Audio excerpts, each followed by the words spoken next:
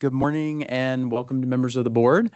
I'll just say this is March 12th, which here in Washington we're celebrating Sine Die, so we're excited about that. Happy last day of the legislative session for all of those who celebrate, which is all of us as citizens of the state. But in all seriousness, welcome to the March board meeting. Just a couple of matters of logistics for boards, for the board. This obviously is a hybrid meeting, so we've got folks who are here in the room.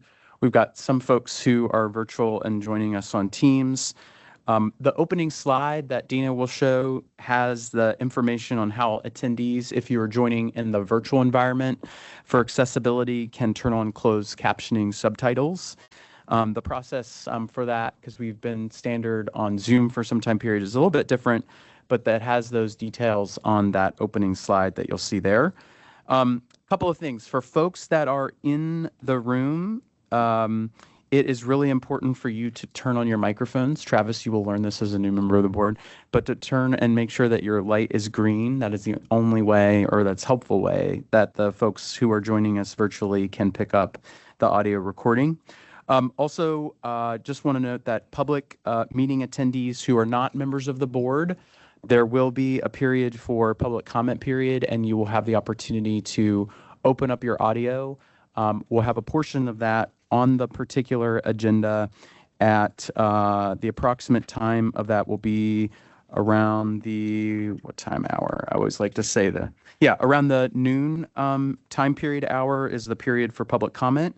And when you are ready for public comment, there'll be a portion of the meeting where we will ask you to use your raise hand feature in the Teams function. And that will be the ability for you to be able to participate in public comment or to notify us in advance if you wish to participate. So at this point, I am going to do a roll call, members of the board. But first, as I mentioned, we have a new board member joining us. Travis Aberly. And so, Travis, we're so excited to have you as part of the board. And if you want to take a moment and tell us a little about who you are, that would be great. Yeah, thank you. Hi, everyone. Travis Aberly. I'm a member of OFM State HR. Really happy to be here. 25 plus years background in HR experience, mostly from federal employment before here, 8 months now with the state. And just excited to be a part of this process. And thank you for inviting me in. Great. So I will do now a roll call to identify the board members. Travis Aberley. Here. Sharon Lang. Here. Harry Bossi. Here. Elliot Weinstein. We're expecting Elliot in person, so maybe Elliot will be joining us remotely. Okay, Elliot, do we have you remotely? Okay, not yet. We will look after Elliot.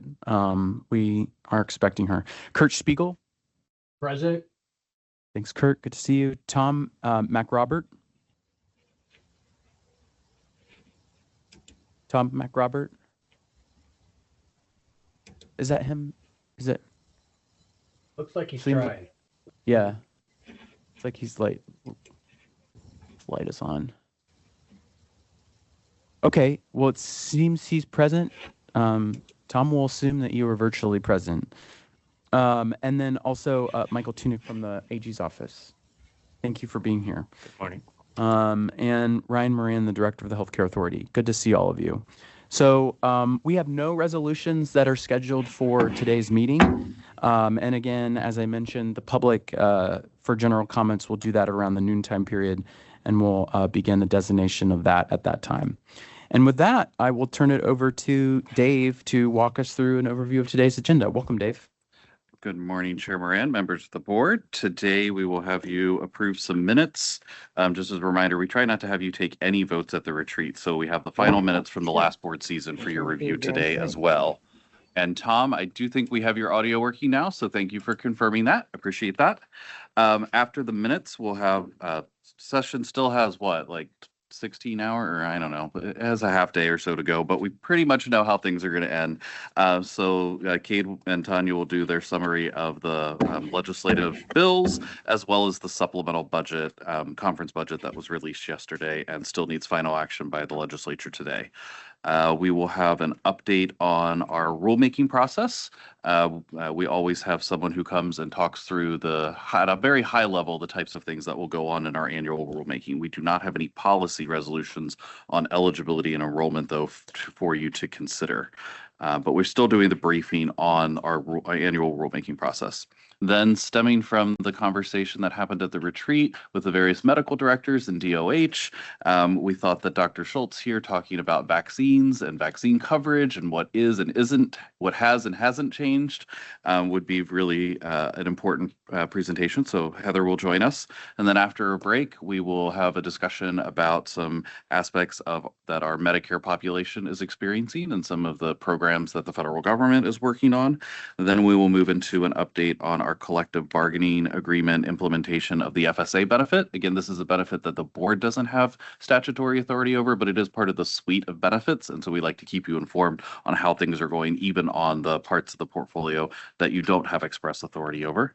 We will then end the day with the next update on where we are on our Benefits 24/7 project and implementation, because I know that progress on that and regular reporting on that is important, given the precursor work that needs to be done in order to eventually get to a medical plan procurement, which I know is of the utmost importance to both this board and your sister SEP board. And with that, I just want to remind everybody of a couple of other housekeeping pieces. If you need the restroom, walk down the hall. If you see elevators, look to your left. If we have an emergency, we walk purposefully across the street to the visitor parking lot. Great. Thank you, Dave. Now we're going to move towards, we do have some matters of voting to take up. I just want to let you know that Elliot has now joined. Oh, great. Welcome, Elliot. I think she's being promoted to speaker status, but she is here. Super. Yeah. So we got 100% attendance across the board. That's great. We're going to be moving. I'm going to ask board members to go to tab 3 in your board books. For those joining virtually too, we're going to be doing a vote of the meeting minutes from 2 previous meetings, the first on July 17th, 2025, as well as the meeting board retreat minutes from our January meeting. First, we'll start with the July 17th, 2025 meeting minutes. Are there any comments from the board on the minutes or suggested revisions? Hearing none, do I have a motion to approve the July 17, 2025 meeting minutes as written? Motion. Motion to approve the July 17, 2025 meeting minutes on the floor. Is there a second? Second. All in favor say aye. Aye. Aye. Any opposed? Meeting minutes for July 17, 2025 are approved as written. I will abstain from those since I was not present at the organization at the time.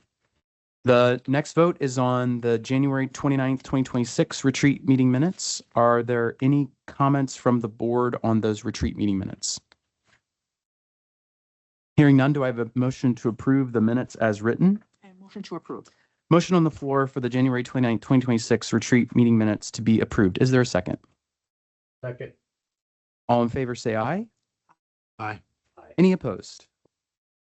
The January 29th, 2026 minutes are approved as written. Great. Now we're going to quickly move into giving an overview of the retreat. And I think that this is specifically from Dave himself. Yeah, at each board meeting, for everyone who has experienced it, sometimes there are just miscellaneous topics and questions to bring back to the board that don't nicely fit into another presentation. And so I do some cleanup. The one thing that didn't really fit well that I wanted to follow up from last month's board retreat was a question about the various how many people were automatically enrolled in the Uniform Medical Plan Classic that were previously enrolled in UMP Plus and did not make an affirmative election for some other plan. So again, when UMP Plus closed at the end of last year, if people didn't make an affirmative election, they were defaulted into UMP Classic coverage along with their dependents.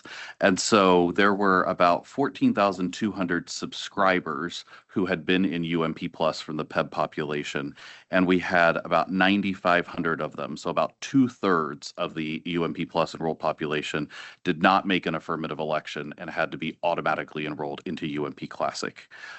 Just to compare with the SEB program, it was about 27% of their population. They had about 6,500 subscribers. There were more SEB subscribers who affirmatively elected a plan than PEB. So ultimately, we had about 9,500 PEB members who were defaulted into UMP Classic. So I just wanted to follow up with that data point and see if there's any questions. Right. Then that's my only follow-up, Chair Moran. Great. Thank you, Dave. Next, we will ask Tanya Dool and Cade Walker to join us. Cade over policy rules and compliance in our ERB division, and Tanya, our finance manager, are they going to go over what is the legislative session and budget overview update. This is a particularly timely update because obviously it's the last day of session, so we have a lot of information of what we know from the budgeting process that's gone through conference. And so the conference budget was submitted or presented yesterday. So we have been with agencies and Office of Financial Management going through that with a fine-tooth comb. So Tanya, I'm sure we'll have a report out related to that. And then obviously there are a number of bills that the organization has been watching that Cade will review and sort of the outcome of those particular items in each of those realms. So this is tab 4 for presentation materials in your packets. And with that, I think I'm first turning it to Cade. Cade, welcome and thanks for all of your work this session. Thank you, Chair. And just to introduce myself to you, Travis, I'm Cade Walker. I'm our section manager for policy rules compliance. And part of my responsibilities is being our legislative manager for the year. What that entails is, we're going to analyze things, all the legislation that comes out. You're probably familiar. Oh, and also welcome from the dark side. I heard you said you were at the federal side before, so welcome to the state side, and that feels good. The ERB, Employee Retirees Benefits Division, where as part of the whole agency, we are tasked with doing bill analyses for the legislative session. When legislation gets introduced, or even when it's not introduced, we're helping year round on drafting legislation and helping provide our subject matter expertise in the areas that are responsible at PEB and SEB programs primarily. But we're often also consulted on things related to commercial insurance because we're the commercial insurance part of the agency as opposed to the Apple Health and behavioral health side of the agency. So we spend all year long working with legislators and drafting our own legislation sometimes when necessary. We don't have any legislation that we drafted this year, but in other years I will give updates on where our legislation is that comes through. And then we act as a support for the rest of the agency. Sometimes we're lead on bills. If we go to the next slide, it'll give a little bit of context on the amount of work that we do on every session. This is a little outdated as it always is, but we're well over 150 bills that we've analyzed this year, and that breakdown is between us being the lead for the division for the agency, or we're support for the agency, and then we further break it down on whether it's a high priority or a low priority bill, and that designation really has to do with, is there going to be a financial impact of the piece of legislation? Is it going to have us require us to do some revisions to our rules or policies? Or is it going to have some other administrative impact like writing a report or something like that? I haven't seen any reports come out for us, unfortunately, from my perspective, because I think report writing and everyone else can kick me under the table if they want. But as I explained to the chair earlier, I think reports are a really valuable aspect that we provide and allowing our expertise that we have in our areas to be provided to the legislature in that process of deciding what should become a law. No kicking was involved from the chair. Makes some But sense. I will say, please pay close attention to Tanya's update. Oh, sweet. I'm excited for that. So this is the culmination. We've actually exceeded 150 bills for this session, which for it being a short session, only 60 days, it exceeded the number of bills we had last session, which was a 100-day session. So the team has been very, very busy doing a lot of analyses on the legislation that has come out, especially given the budget situation it is. There was a lot of work that came out this year, and almost, I think, over 50% of the bills had fiscal notes attached to them. So Tanya's team has also been extraordinarily busy doing those fiscal notes with it. So just a shout out to the team. The 150 bill analyses and that work and our touch bases on a daily basis accounts thousands of hours of work from state. So as I've heard Dave mention, the work that the cost of our agency alone and doing being a participant in the legislative process and the hours that are spent the resources that are spent to support the legislation, the legislative session is not insignificant. And we put a lot of work and effort into it. So appreciation to the team of analysts from ERB and the fiscal team and all the others who have supported us this session so far as we round the corner for sine die this afternoon. Next slide, please. This is, again, horribly outdated now that we are at the end of session, but we have seen some things cross the line and been signed already. So we'll get to that on the next slide. So for your information, the legislation that I had talked about previously, I leave on the slides and I cross it out as it doesn't make it past any of the particular cutoffs. The last cutoff is today, where it needs to be voted off the opposite chamber's floor and have concurrence with the opposite chamber. So if it hasn't made it past a certain cutoff, then I mark it as a strike through, and a good chance that we'll see a lot of this legislation come back next year, but it will have to be reintroduced. Unlike last session, where if a bill did not make it through the legislative process, it would be reintroduced by rule in the short session, because technically the legislative session is the short session combined, long and short session combined. And we'll have new numbers and new legislation for next year. But on this page, we did see House Bill 1069 pass. It is now awaiting signature at the governor's office. That will allow for certain benefits to be negotiated for only for members of the Department of Corrections. The initial legislation was a little bit more broad, but as it got down to it, the real driving force behind this legislation were members coming out of the Department of Corrections. So this just expands some authority that those bargaining groups would have at Department of Corrections to negotiate for certain retirement benefits. Before we move on there, I think I just have Tanya talk a little bit about the report that appears in the budget, because it kind of stemmed from this legislation, even though it doesn't cite this legislation. So Tanya, can you talk about the report that we now have? Yeah, so we'll jump ahead here a little bit, and Cade can get real excited because he'll get to, partner with us on a ledge report. So like Cade mentioned, House Bill 1069 is really around allowing for those DOC members to bargain at their tables for certain supplemental retirement benefits. There was a lot of conversation this session around this bill and how these supplemental retirement benefits would be paid, who they would be covered by, would those be part of PEB or some other entity, and a lot of conversation. So all of that led to a proviso within the PEB budget for $100,000, which really directs us to study the options and kind of the affordability of our retirees, both those pre-Medicare eligible ones, and I think we will look at a little bit of some of the Medicare offerings as well. And it has to include additional coverage options, mechanisms to lower offset retiree costs, and then also what pulling these members out of our community rated pool with all of our existing retirees and our active employees, what impact that would have on our existing pool. So all of that will be kind of mapped out here very soon, because this report is due December to the legislature. So seems like it's a long way away, but a lot of work to be done between now and December. And just one more point of clarification. Really what was driving this bill and this report is the pre-Medicare retiree population. Especially in the Department of Corrections setting, there are a lot of individuals who retire before 65, somewhere in their late 50s or early 60s. And I think a lot of us are aware that those individuals, if they join the PEB program, they pay the full cost of the non-Medicare rate. And there's no explicit subsidy like there is once somebody becomes Medicare eligible. And so in this context, individuals were looking at the cost of the non-Medicare benefits and PEB and going, are there other options that we have? What are other, how can we try to address affordability in that setting? I know that over the years, I hear from many pre-Medicare retirees that when they become Medicare eligible, it's like a pay raise because of how different the cost structure is between the pre-Medicare benefits and the Medicare benefits. So this is really a study that's especially focused on that pre-Medicare space. Harry, you look like you have a question. Well, yeah, I had thought about bringing this up to you in the past, but didn't, because I figured it was couldn't get anywhere anyway. And this is something that will be studied for that segment of the population. I think the entire retiree population would benefit if there could be some sort of option available to those to fill that gap from 55 to 65 or whatever it is, because it is sticker shock to see that amount.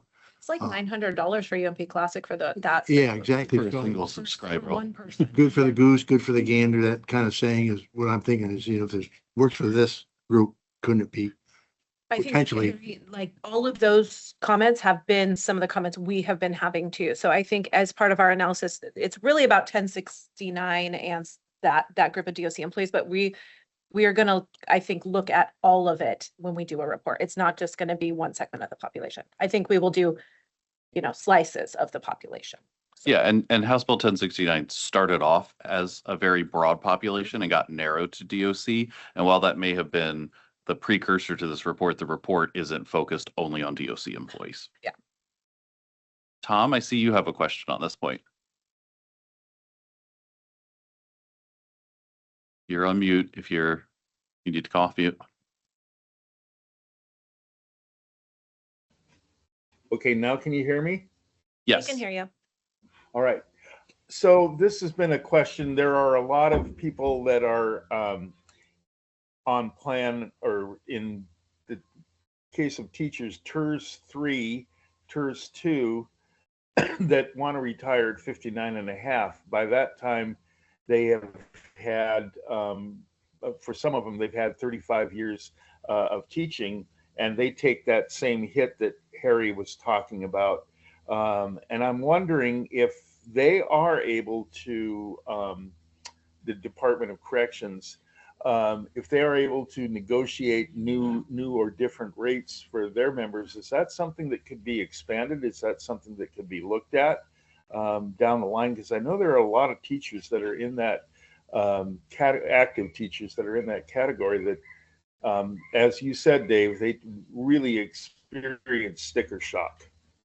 So I can take a little bit of that, Tom. So Tom, remember the teachers come to the PEB risk pool when they retire. So when we're looking at this report in the PEB program, that's because that's where all of our retirees live, regardless of where they originated from. So I think when we're doing this analysis, the teachers will already be captured in part of this analysis.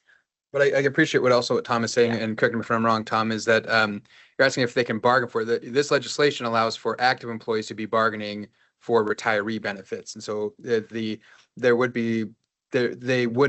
would not be included in this, while they'll be included in the report that's talking about things strictly for retirement. If we need to step backwards and look at what bargaining would need to be done for retiree benefits, that would have to be done. And there probably have to be additional authority granted under collective bargaining rights, under statutory authority, like this is what 1069 is providing.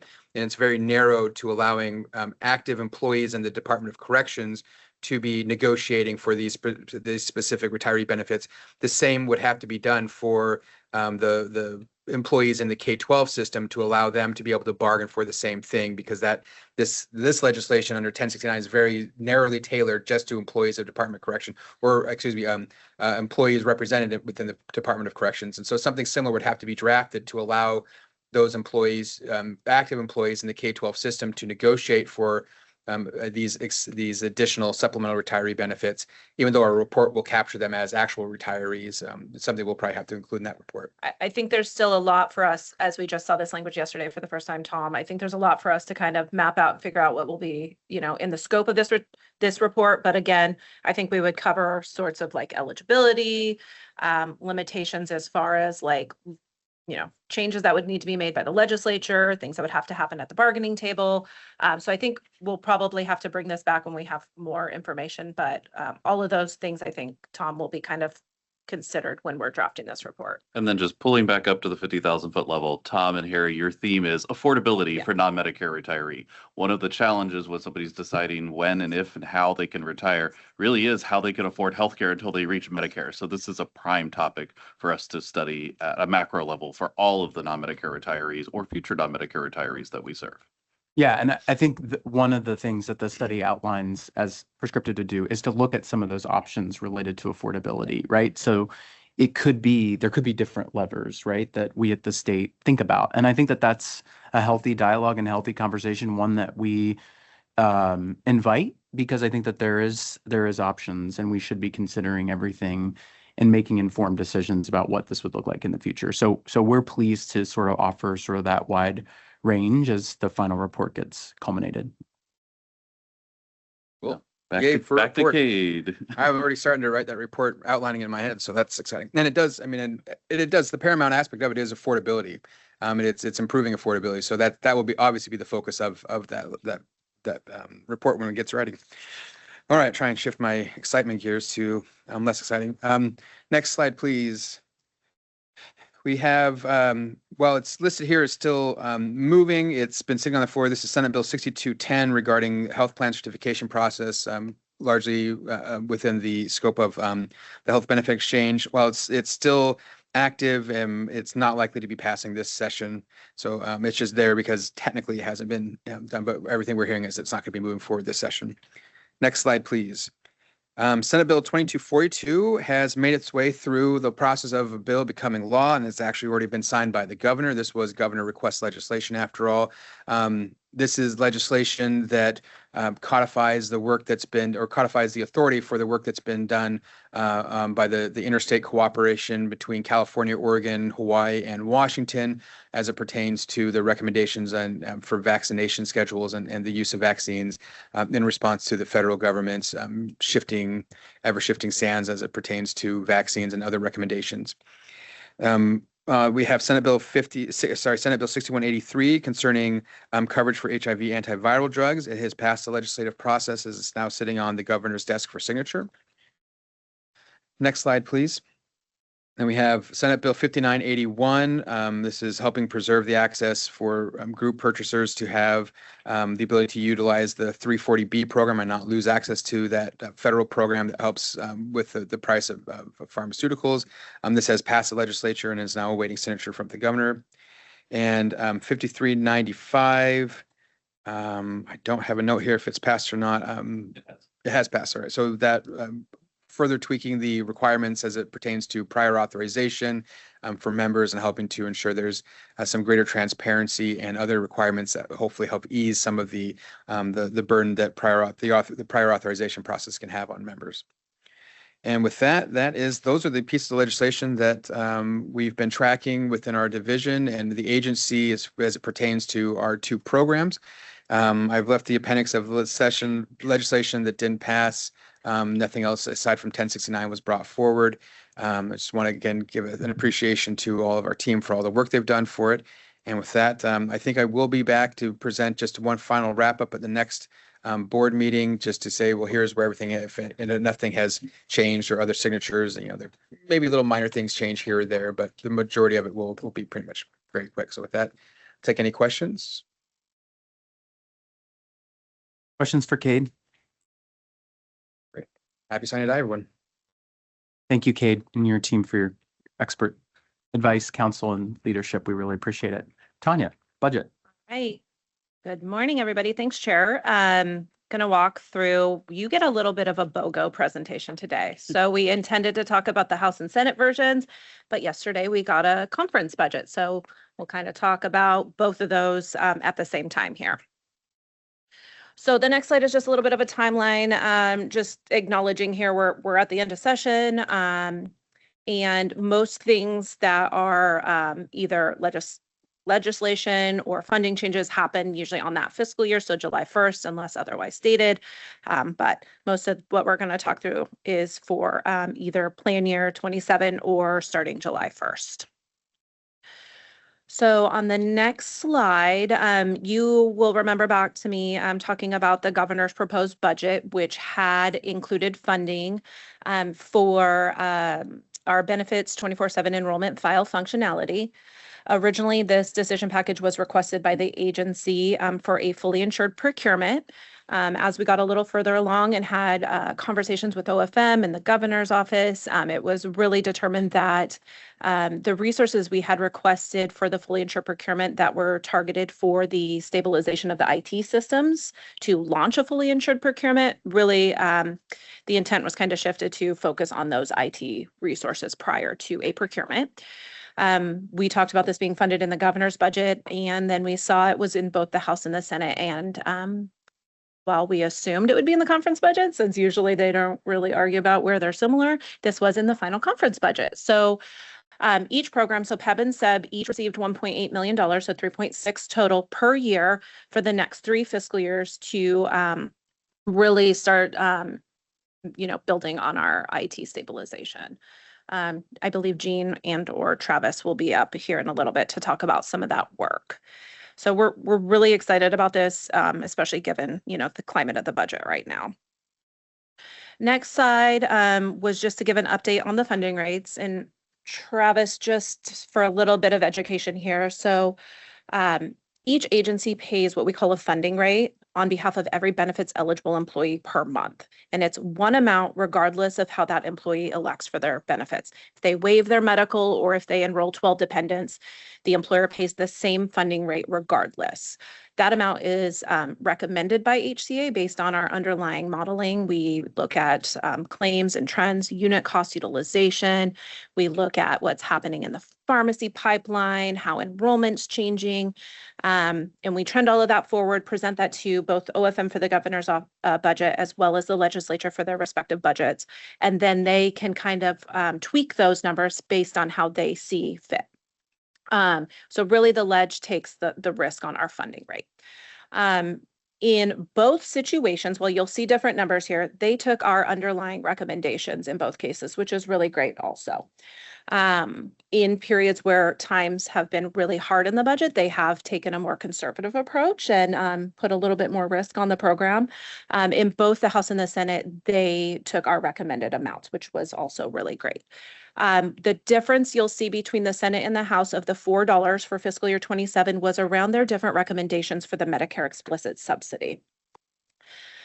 Just to get to kind of where we landed, they aligned with the House, and in the final conference budget, they did not reduce the Medicare explicit subsidy. They retained it at the full $183, which left it at that $13.34 funding rate. And Travis, just so you have a little bit of understanding what that is. The state contributes what's called a Medicare explicit subsidy towards our Medicare retirees. So those retirees who are 65, enrolled in Medicare, they are in a separate risk pool in the PEB program. That's both retirees from the K-12 system as well as state and higher ed agencies, as well as our participating employer groups. They're all in one Medicare risk pool, and they are subsidized a cap or 50% of the premium, whichever's less. And that cap is set in the budget every year. It has been 183 for quite some years, and that amount was retained in the final conference budget. The Senate did have the proposal to reduce it to 150, but it was retained at the 183 at the end of the day. And that was the one real big difference we saw between the House and the Senate. So that gets to my next slide, which is, already spoiler alert, was retained at the 183 on the next slide. So they aligned with the House proposed budget. And then what I don't have a slide for is just the additional item that came out of the final conference budget, which we just spent some time on, which is that legislative report to look at the affordability for our non-Medicare retirees. I don't know that we'll need to come back at the next meeting, seeing the timing kind of worked out a little bit here to walk through the final conference budget. I don't anticipate the agency will request any vetoes for the PEB or sub budgets because they're fairly straightforward, and I don't think anything here rises to the level of needing a veto. But that's kind of the next step, is agencies will recommend vetoes for the governor for when he has his signature. And then the governor has, for both the budget bill and any of the bills that have delivered in the last 5 days of session, so anything that's finished today or earlier this week, has 20 days to act on legislation on the budget exclusive of Sundays. So start your clock tomorrow, count 20 days, skip Sundays, and early April. It's easier that way, but that's the constitutional setup, is 20 days exclusive of Sundays. Questions on the budget? It was, a fairly light conversation this year. Next year, we'll have a biennial budget and a supplemental. Probably won't be as straightforward. Kurt, I see your hands up. Yeah, thank you for your report. I just had a question. On one of your slides, it referenced collective bargaining changes. Mm-hmm. And is that just something you always have there, or what? Yeah, it's carryover from the biennial budget and when the legislature funded the collective bargaining agreement. It's just showing that we're continuing to fund anything that was part of the collective bargaining agreement that we negotiated in the summer of 2024. Okay, so it's looking back, not ahead. It's a little bit of that weird timing, Kurt, because remember, Okay. so negotiations happened in 24, but the agreement's a biennial agreement. But because of the biennial agreement spanning different plan years, it's just making sure that anything that was covered in that collective bargaining agreement that would happen in plan years 25 or 26 is covered within these fiscal year rates. Okay, great. Thank Yeah. you. Any other questions from the board? I'll just make a comment. Obviously we were, as Tanya and Dave mentioned, very pleased about the funding related to the information technology changes. We talked significantly at the last board meeting how important that is to be able to reach the goals that we have and think about affordability related to our fully insured realm and all the host of operations that we have across PEB and SEB as well. So we're incredibly appreciative of that. I think one of the priorities for us is to continue to have both PEB and SEB receive updates on information technology updates. While that is like the internal plumbing of the organization and operations, it's really important because it is sort of the linchpin of us being able to do the things that we want to do in the future. And so I think we're incredibly grateful for that sticking in all three budgets, Gov, House, Senate, and then to the final. Hearing no questions. Tanya, thank you so much. Also appreciate your contributions and leadership to HCA and everything you do during session. Appreciate it. All right. We are going to move to tab 5 for the board members. And I'm going to invite Stella up, who is our policy and rules coordinator in the ERB division. And we're going to go over, Stella's going to go over some policy resolutions. This is a preview, as I would call it, for our April meeting, because at we'll be back to talk about these in our April meeting for a formal vote, I believe. No action is scheduled, as I mentioned at the top of the meeting, for any of the resolutions at today's meeting, but Stella will provide that primer and preview for April. So tab 5. Stella, welcome.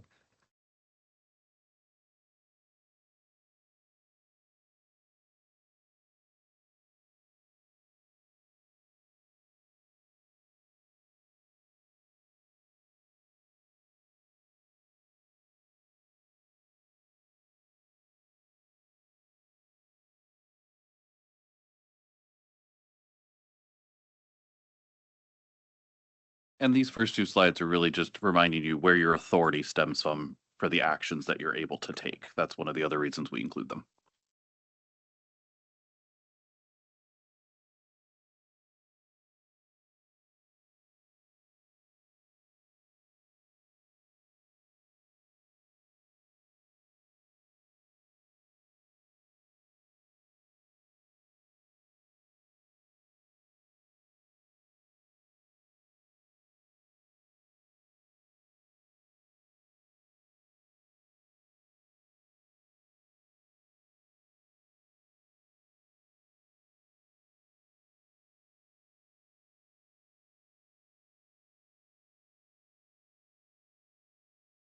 Here, let's try mine.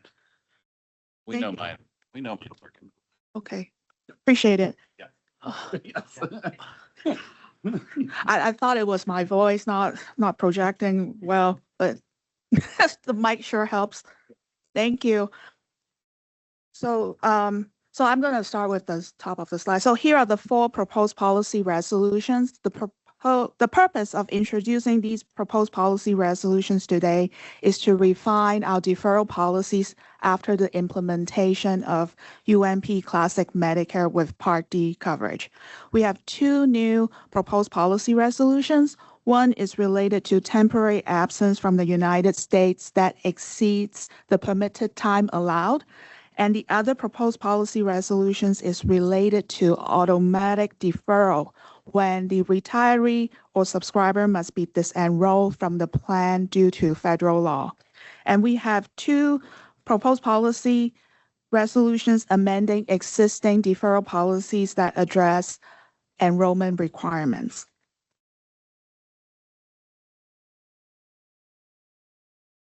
Slide 7. As part of it's slide 6, sorry about that. Just as a background, the PEB board adopted a number of policy resolutions allowing an eligible retiree or survivor to defer enrollment in PEB retiree insurance coverage while they're enrolled in other qualifying coverages. I would say it's in most cases because the most recent deferral policies we allow people to have that the requirements of having qualifying coverages is waived. And then the reason for requiring qualifying coverages is to limit a first selection. And then the list of qualifying coverages has evolved over time. With the most recent policy resolutions, they were related to the implementation of UMP Classic Medicare with Part D plan, when a retiree or survivor permanently resides outside of the United States. Just stepping back a little bit more as I'm thinking about this. So prior to 2001, you had to enroll in benefits in your retirement benefits with the healthcare authority. And there was no opportunity if you didn't enroll right at the point of retirement to be in PEB plans. You forever forewent or the opportunity to stay with PEB benefits. The board started down this journey of creating a process going, there are some situations where you can tell us you're going to come back to us. You got to hold your spot in line. And one of the reasons you have to hold your spot in line is the state has to be able to account for the cost of your coverage. It's part of retirement reporting on the liabilities that the state has. Many people think of them in the context of pension liabilities, but because it's a retirement benefit is part of that calculation is cost of healthcare. The state has to be able to book and report on liabilities with through the state actuary's office. It's called OPEB liability. Conveniently, not the same, not Public Employee Benefits Board, but it's called OPEB liability. And so there's this booking of liability, and that's one of the precursors for needing to have a deferral concept. So we know who says they might be coming back so that we kind of have a maximum liability that can be reported out for retiree benefits from this program. So then over time, the board has been presented with various, does this count as comparable coverage? Is this good enough coverage? The idea underpinning this is if you are not with us for a period of time, we want to make sure that you don't have skinny or no coverage, that you're not saving up all of your costs to then bring back to the state, that you are, there's not a disincentive to you getting care while you're away from our system. And that's the adverse selection that Stella was kind of describing. So over the last 15, 20 years, that's really what's come up. The one exception to that, having full coverage situation or comparable coverage to what you would have if you stayed with the state is the potential on the health benefit exchange. There are a wide range of plans, some of which have a lower actual value or lower coverage level than might exist in other parts of the portfolio. But the state made a decision to create a state-based exchange as part of the Affordable Care Act, and supporting that statewide policy decision was seen as a desirable aspect to add that within the deferral rule. But otherwise, it's a lot of these are about having high quality comparable coverage that doesn't result in adverse selection and cost back to the Medicare risk pool. So that's a little bit more kind of background of the 25-year history now on how we kind of got to where we are. And so that there's always this constant pressure to think about other ways to access this deferral rule. And so the board has seen many policy resolutions in the past couple of years on the deferral rule.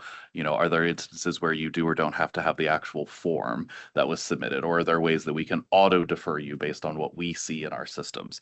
And then with the Medicare Part D change for UMP Classic, we started running into all these edge case scenarios of people who are expats and living in and out of the United States for periods of time. And so if this seems familiar to some of you, you have passed some resolutions related to residency and time out of the US, but we keep running into different scenarios that need to be addressed. And so we keep having to bring the board back additional resolutions. So back to you, Stella. Thank you.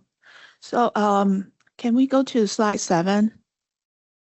So slide 7 shows the two policy resolutions that Dave mentioned earlier about the implementation of UMP Classic Medicare with Part D plan. And these policies is to allow the retirees and survivors to have more choices upon return to the United States without causing them to lose their PEB retiree insurance coverage eligibility. Additionally, a proof of continuous enrollment in qualified coverages is not required for these instances when they permanently reside outside of the United States with the understanding that they may have access to national health care or other coverages available in the country they reside in. And essentially, since I pointed out, like, we're trying to avoid adverse selection, so we want comparable coverage. You might remember last year, we had the conversation around, we didn't want the healthcare authority to become the health experts on every nation's in this, there are people in our PEB program that have addresses in somewhere between 1 to 2 dozen countries. And so coverage throughout the African continent, European continent, and Asia continent, we're just not experts on those. And the policy decision that was fundamentally reached was, well, if you come back to the United States and CMS says you can come back for Medicare purposes, that's good enough for us. And so that's what all of these external outside of the US policy resolutions are rooted in, is if it's good enough for the federal government Medicare program, then we're not going to question how much coverage you did or didn't have in whatever nation you were somewhere else in this world. But if it's not good enough for Medicare, for CMS, then we're going to rely on that determination that for whatever reason Medicare determined that you are not eligible for a federal benefit, then we'll say you're not also eligible for the state benefit anymore. Next slide, please. The first proposed policy resolution, PEB 2026-01, addresses temporary absence from the United States that exceeds the permitted time allowed under the Centers for Medicare and Medicaid Services rules.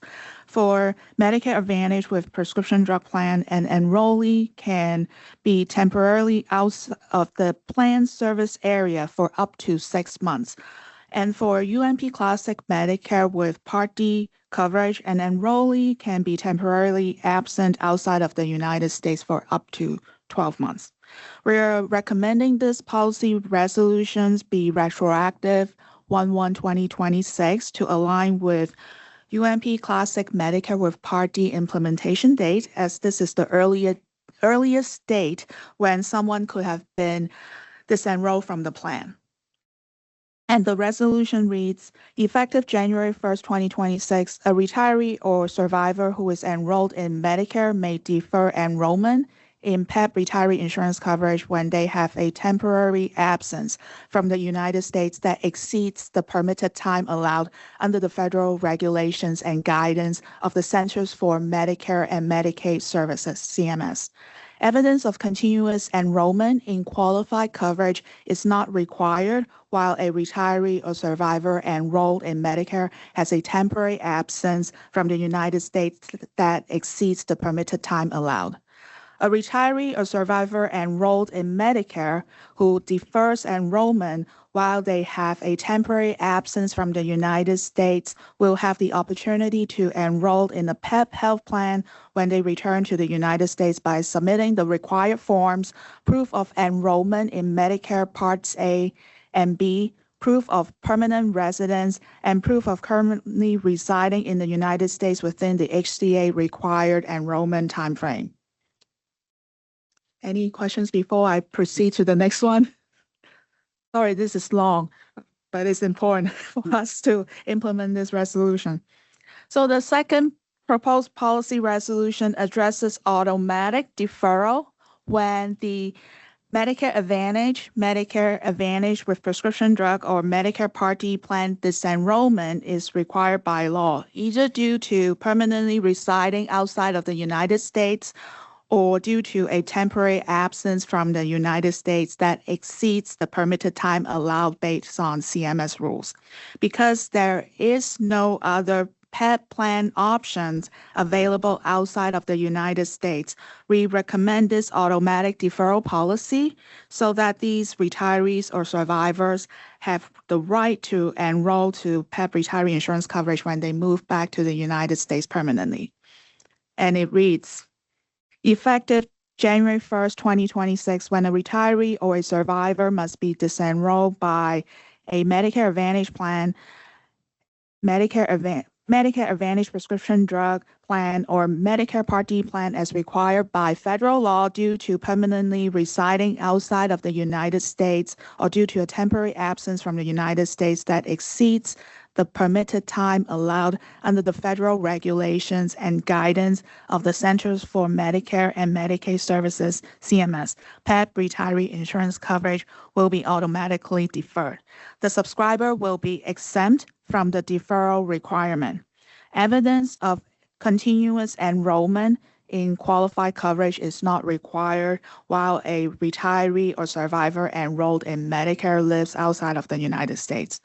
A retiree or survivor enrolled in Medicare whose enrollment is deferred while permanently residing outside of the United States or temporarily absent from the United States will have the opportunity to enroll in a PEB health plan when they return to the United States by submitting the required forms, proof of enrollment in Medicare Parts A and B, proof of permanent residence in the United States, and proof they currently reside in the United States within the HCA required enrollment timeframe.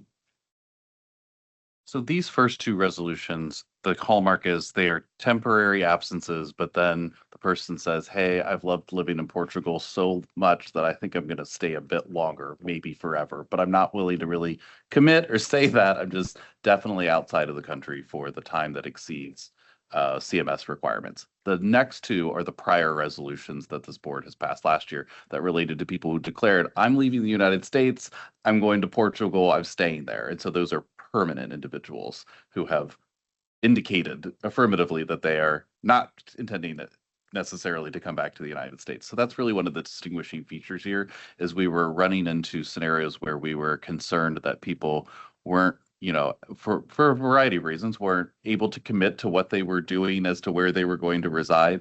And there is this construct of temporary absences and then longer temporary absences versus permanent declarations. And so that's why you're seeing some resolutions that may be very similar in nature, but that's fundamentally how the first two are set for those temporary absences versus the number 3 and 4 are amending the prior ones, which were about the permanently declared moves. So just to draw that distinction a little more clearly for you all. Next slide, please. So the last two policy resolutions are related to enrollment requirements that we're making the amendments to address enrollment requirements when the retiree or survivor returning from deferral. So next slide, please. So for the proposed policy resolution PEB 2026-03 and proposed resolution PEB 2026-04 are to update the language to better align with how the federal rules and guidance address these particular situations, and then to include additional enrollment requirements to ensure the retiree or survivor reestablishes their permanent residence in the United States and they are currently residing in the United States. Should I read? Okay. So for the proposed policy resolutions PEB 2026-03, we are amending resolution PEB 2024-26, PEB retiree insurance coverage deferral, permanently reside outside of the United States. And then for the proposed policy resolution PEB 2026-04, we're amending resolution PEB 2025-01, automatic deferral, PEB retiree insurance coverage for subscribers who permanently reside outside of the United States and do not respond to HCA. Any questions before we move on to the next steps? Yeah, still, I have a question. What would constitute proof? The proof of permanent residence, we will be using the Social Security Administration guidelines when we request for the proof of permanent residence, because it also includes where the county that they reside in, because that may determine the plans that they can choose. Stella, are there any, do you have a more concrete example? Like, so does an individual have to show like their mortgage statement, their voter registration, or is there examples of some of the list of things that Social Security Administration uses? Yeah, typically the Social Security Administrations will be looking at like the driver's license, the utility bills, mortgage payment, or like the rental agreement that they may have. And then there may be additional information we will require to confirm that they are currently reside in the location that they report to us. Welcome. Any other questions before I move on to the next steps? So the next steps is we will incorporate board feedback in the proposed policies, and then we will submit. And then for the members of the public and stakeholders, they're welcome to submit feedback to HCA PEB SEP board policy feedback at hca.wa.gov by March 23rd. And we will bring the recommended proposed policy resolutions to the board for an action at the April 16th board meeting. Thank you very much. Questions from the board for Stella? Don't leave quite yet, Stella. Great, hearing none. Stella, thank you so much for your good work. This is important work and we appreciate your work. Thank you. Okay, switching gears from policy, budget, we are moving to clinical expertise and clinical practice. And I think that this topic, Dr. Heather Schultz, who's our medical director for the PERB division, is going to be providing an overview of PEB's vaccine coverage. As Dave mentioned at the outset of this meeting, this topic was brought forward specifically for the conversations that we had at the January retreat with our panel from external folks, clinicians, really talking sort of about the environment that we're in related to vaccination coverage. And so this is particularly important to bring to the boards what has changed, what hasn't changed, and how we are navigating that from a really important perspective of communicating directly to the people who rely on PEB and SEP coverage to know what information and what hasn't changed and what is still available to them. Because I think in this moment of information sharing and the discord of information, particularly from the federal government level to what that means from state practice, that just creates a hard information environment for us to navigate. And so Dr. Schultz will talk a little bit about some of our strategies there. And I'm so appreciative of your leadership as well in helping us navigate what is an uncertain time. But I think what you will hear from Dr. Schultz is her and the broader agency's commitment to evidence-based science guiding us forward, because that is ultimately, at the end of the day, that will improve people's lives. So, Dr. Schultz. Thank you, Chair Moran. So, vaccines, hot topic. As I'm sure you've seen, there's been a lot in the news about many different changes, and that, as Chair Moran was mentioning, has introduced some confusion for people about what do those changes actually translate into in terms of their own coverage. So, as he described, I'm going to walk through what changes happened over the last year, how those changes took place, the specific changes to vaccine recommendations, and then discuss what the current state is for PEB member coverage of vaccines, and then take a look into the future of what to expect. Next slide. So there is one main thing that's changed over the last year, and that is federal government vaccine recommendations. So starting in 2025, the Department of Health and Human Services, which is the federal agency that's ultimately responsible for making vaccine schedule recommendations, started doing some piecemeal changes, primarily to the childhood immunization schedule. And of note, those changes did not go through the typical process that has been used for roughly the last 2 decades. So there is an advisory committee on immunization practices. That's an external body to the government that reviews safety and effectiveness data and that makes recommendations about the appropriate age group and appropriate frequency for vaccines. Some of the changes that were made over the last year did not go through that committee. They were unilateral decisions that were made by the Secretary of HHS without any additional review by the CDC or other internal agencies. There were other instances where that committee, ACIP, did meet, but the process was a bit different. So they met and made some recommendations that I will go into in more detail on the next slide. What was unusual about that process is typically for vaccine recommendations that had been made in the past, they were only looked at again if there was new evidence that suggested something had changed for the safety or effectiveness of those vaccines. And that was not the process that was followed during the ACIP meetings that happened at the end of 2025. Next slide. So the specific changes that happened over this last year were initially started in the fall with recommendations for the COVID-19 vaccine. Instead of the universal annual vaccine recommendation after the initial immunization, it was moved into categories of high risk and what is described as shared clinical decision-making. Then ACIP also made a recommendation to no longer recommend a combination vaccine. So there is a product that exists that combines the measles, mumps, and rubella vaccine with the varicella vaccine, that's the chickenpox vaccine. And those are typically given at the same age. So there's a product that reduces the number of shots by putting those into one product.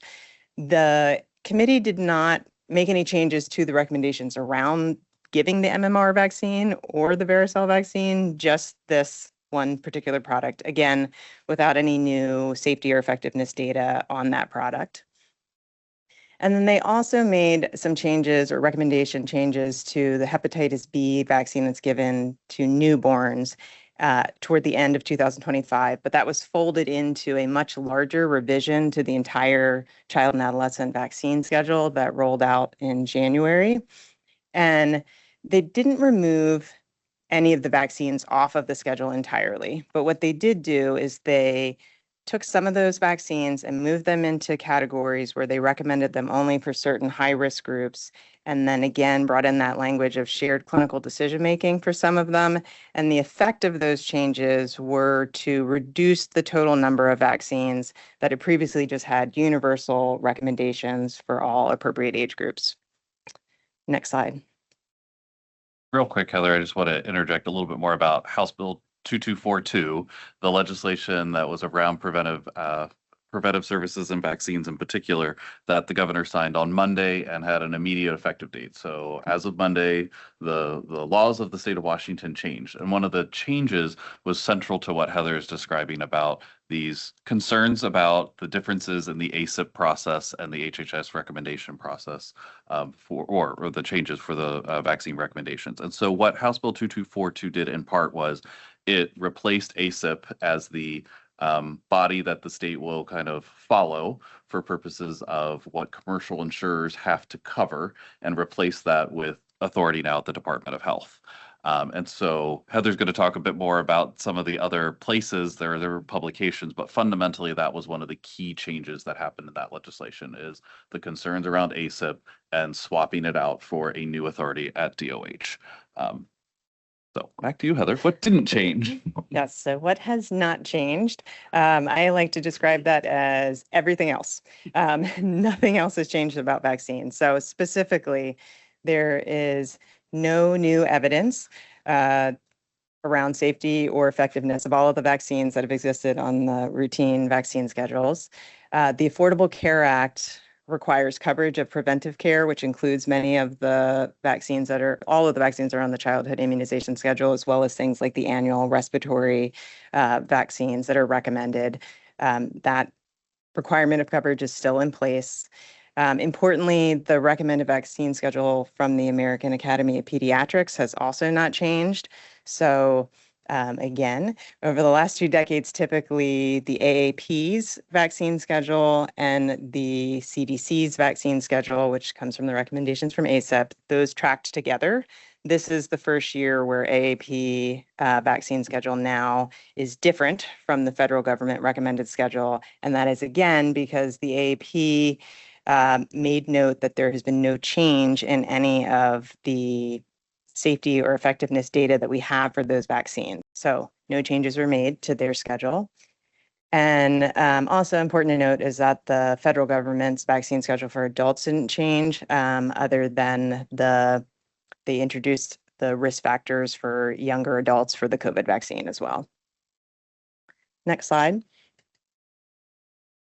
So this slide I put together just to provide some illustrative examples of what you could expect around some vaccines that you may have heard of in the news. As it says in bold at the top, the bottom line is there's no coverage changes. That's the simple answer. But just to walk through some examples of some of the vaccines that we talked about and that are in the news, that first hepatitis B vaccine that a newborn is eligible for after birth when they're still in the hospital, still covered. A 1-year-old child who's going in for their well child visit and is eligible for their first MMR vaccine, still covered. An older child who is ready for their annual COVID vaccine, that is still covered as well. And then I provide an example of, I called out a 45-year-old, but any adult who's eligible for their annual flu vaccine, that is still covered as well. Next slide. So the future. There will undoubtedly be additional changes that we cannot predict that are coming from the federal government and their recommendations. But as Dave was mentioning, for the state of Washington and for PEB members, our approach to vaccine coverage will not change. So we will still continue to have no-cost coverage for preventive vaccines that are evidence-based, and we have different endorsed vaccine schedules to look to. So as I mentioned, the American Academy of Pediatrics has a vaccine schedule that they endorse each year. That vaccine schedule was endorsed by the West Coast Health Alliance. So Dave had mentioned the recent bill that was just signed by the governor. The West Coast Health Alliance, as Cade mentioned as well, is 4 different states. It's Washington, Oregon, California, and Hawaii. It had been initially stood up, minus Hawaii, during the start of the COVID pandemic to provide a source of truth for public health information when, again, there were some concerns about information that was coming out from the federal government. And it was stood up again when these changes started happening at the federal level for vaccine recommendations. So our sister agency, Department of Health, is part of that West Coast Health Alliance. And as mentioned, they recently endorsed that AAP schedule. And then we have now changed our state law so that instead of being tied to the ACIP recommendations, as Dave mentioned, which had previously been a evidence-based source, the Department of Health will be responsible for setting those vaccine recommendations, and that will be based off of what's determined by the West Coast Health Alliance. And they will look to things like the American Academy of Pediatrics vaccine schedule or the American Academy of Family Physicians, who make a recommended schedule for the adult population. I made a notation that for the Medicare plans for PEB, they follow CMS guidance on vaccines, and that has not changed. So there's been no federal government direction to change any of the coverage that retirees would have in their Medicare plans. And then that next bullet point is really just reminding folks that change is normal for what we do in healthcare. And that came up at the board retreat as well when the physicians were discussing that we look to changes in evidence to help us guide what to do as we learn new things about disease processes, or in this specific case, how vaccines work, or new safety information that we discover about them. So there could be changes that happen in the future to the vaccine schedule, but those will be based on evidence, not opinion or ideology. And then lastly, the locations that you can get your vaccines, that you have previously been able to get them, those are all still in place. So any in-network location, as I mentioned, if you're a baby and you're in the hospital, getting that first hepatitis B vaccine, still covered. Going to a clinic, still covered. Pharmacies, and then in-network providers that are at an employee vaccine fair would also be covered. Next slide. I'm happy to take any questions that folks have. Yeah, just a quick question. I don't even know if this applies, but CVS is not in the network, correct? So if somebody were to go to CVS to get one of these vaccines, would it be covered? I'm going to add to your fact pattern, and they're in the Uniform Medical Plan, but I don't think there's any coverage in Kaiser either. But if they're in UMP, you're right. CVS is not in network, so that would be an example of a non-network situation, in contrast with Heather's last bullet, where there wouldn't be reimbursement coverage. Do you have more, Harry, or you just want to clarify CVS? Okay. Tom, I see your hand up. Yes. During the COVID pandemic, there were a number of school districts that reinforced requirements for not only COVID vaccines, but also kind of a reaffirmation of the need for children to get measles, mumps, chickenpox vaccinations. There was resistance to that. In fact, I remember, I believe it was in one school district in Vancouver, they went to court over that. I'm wondering if school districts are, and of course the concern for school districts and for teachers and students is that if you have someone who is unvaccinated with measles that comes to school, that you can now spread that. And so I'm wondering if those requirements are going to be affected by these changes that the federal government is making. That is a great question and something that I'm glad you brought up because I didn't address it, but states are responsible for vaccine mandates.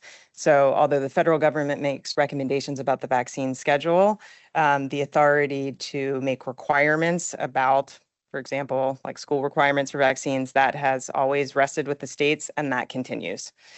So there should be no impact related to these federal government recommendations on the mandates that the state of Washington has. I will just also add a little bit about communications. Emailed for those of you who are virtual, and then in the left pocket of your book are some newsletters that each, we have the retiree newsletter as well as the active employee newsletter. And these are the February newsletters. This is where we started off including a little bit of information about vaccine coverage. It's near the latter part of the of these newsletters, but just wanted you to have a copy of some of the ways we were starting to try to provide some more communication around what Heather was saying is how much hasn't changed when the constant message is everything is changing all of the time. And the reality is there's a lot of things that are still the same. We are working on kind of a central landing page for PEB and sub members that will have, you know, the idea is like a nice little table that really clarifies and makes sure people know that things, what is covered, or if there is something that isn't, but every, you know, a table for people to go to and a landing page for information about vaccines. And then as we get into the seasonal vaccinations on flu and COVID and things, we would start doing more postcards that talk about the seasonal ones that say, for more vaccine information, go to this landing page that's being created. On that landing page, there are ideas that we're getting, and open to ideas that all of you have, because last week at the sub-board meeting, there were some great ideas that we hadn't thought about yet.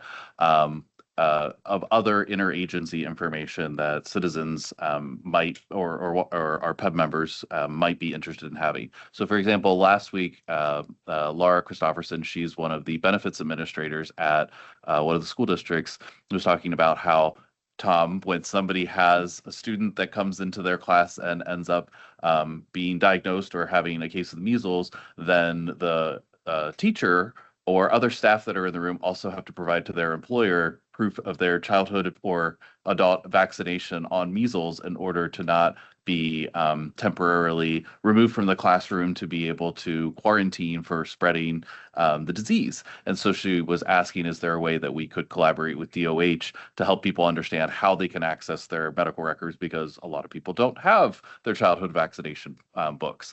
And we identified that DOH does have a resource that we can help kind of work on promoting, and that's just one example of information related to vaccines that we want to try to kind of centralize as a resource for our PEB and SEB members. This is also in the spirit of the governor has challenged state agencies to think about how we serve Washingtonians as whole people, not siloing them into the Department of Retirement answers this, the Healthcare Authority answers that, L&I does this. Try to meet people meet people where they are and get them information and do that cross connectivity. So this is an example of some of those things that we're thinking about. So we are working on a more central page that we can help kind of guide people to through other communications. And if you have thoughts of things that you think might be helpful to consider putting in that, open to that as well. And Sharon, you're raising your hand, so I'm going to stop talking. No, I'm sorry. I didn't mean to. No.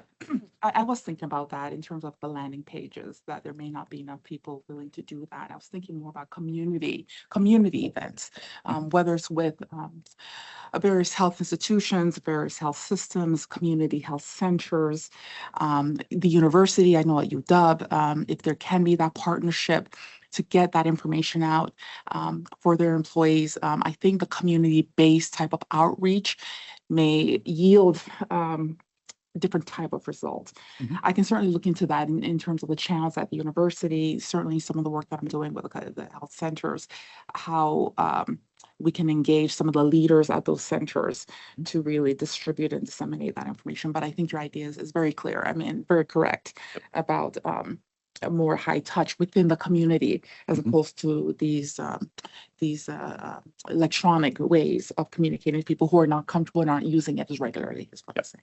Absolutely, Sharon. Thanks. Other comments or questions from the board for Dr. Schultz? I mean, I think one of the biggest takeaways, and we talked about this at the SEB meeting last week too, that I have from this, and this is an obvious statement, is, just as Dr. Schultz walks through this presentation, actually not a lot has changed. The environment certainly feels that there has been a shift, and there certainly has, from sort of the direction that is traditionally set at the federal environment, for sure. So the challenge for us is then communicating, right, to the broader public based on sort of that dynamic and chaos and information and how that's information shared and the complexity of our healthcare system and coverage, that actually the basis of the foundation, particularly here in Washington, things haven't changed for folks. And so that is the challenge. We also, as Dave mentioned, we can't do that alone as just HCA, as a broader public health messaging and communication ideal. So partnering with community-based organizations, as you're suggesting, using all the channels that we have, trusted sources within communities to understand that is the message, is really key at this particular moment in time. So Dr. Schultz, thank you.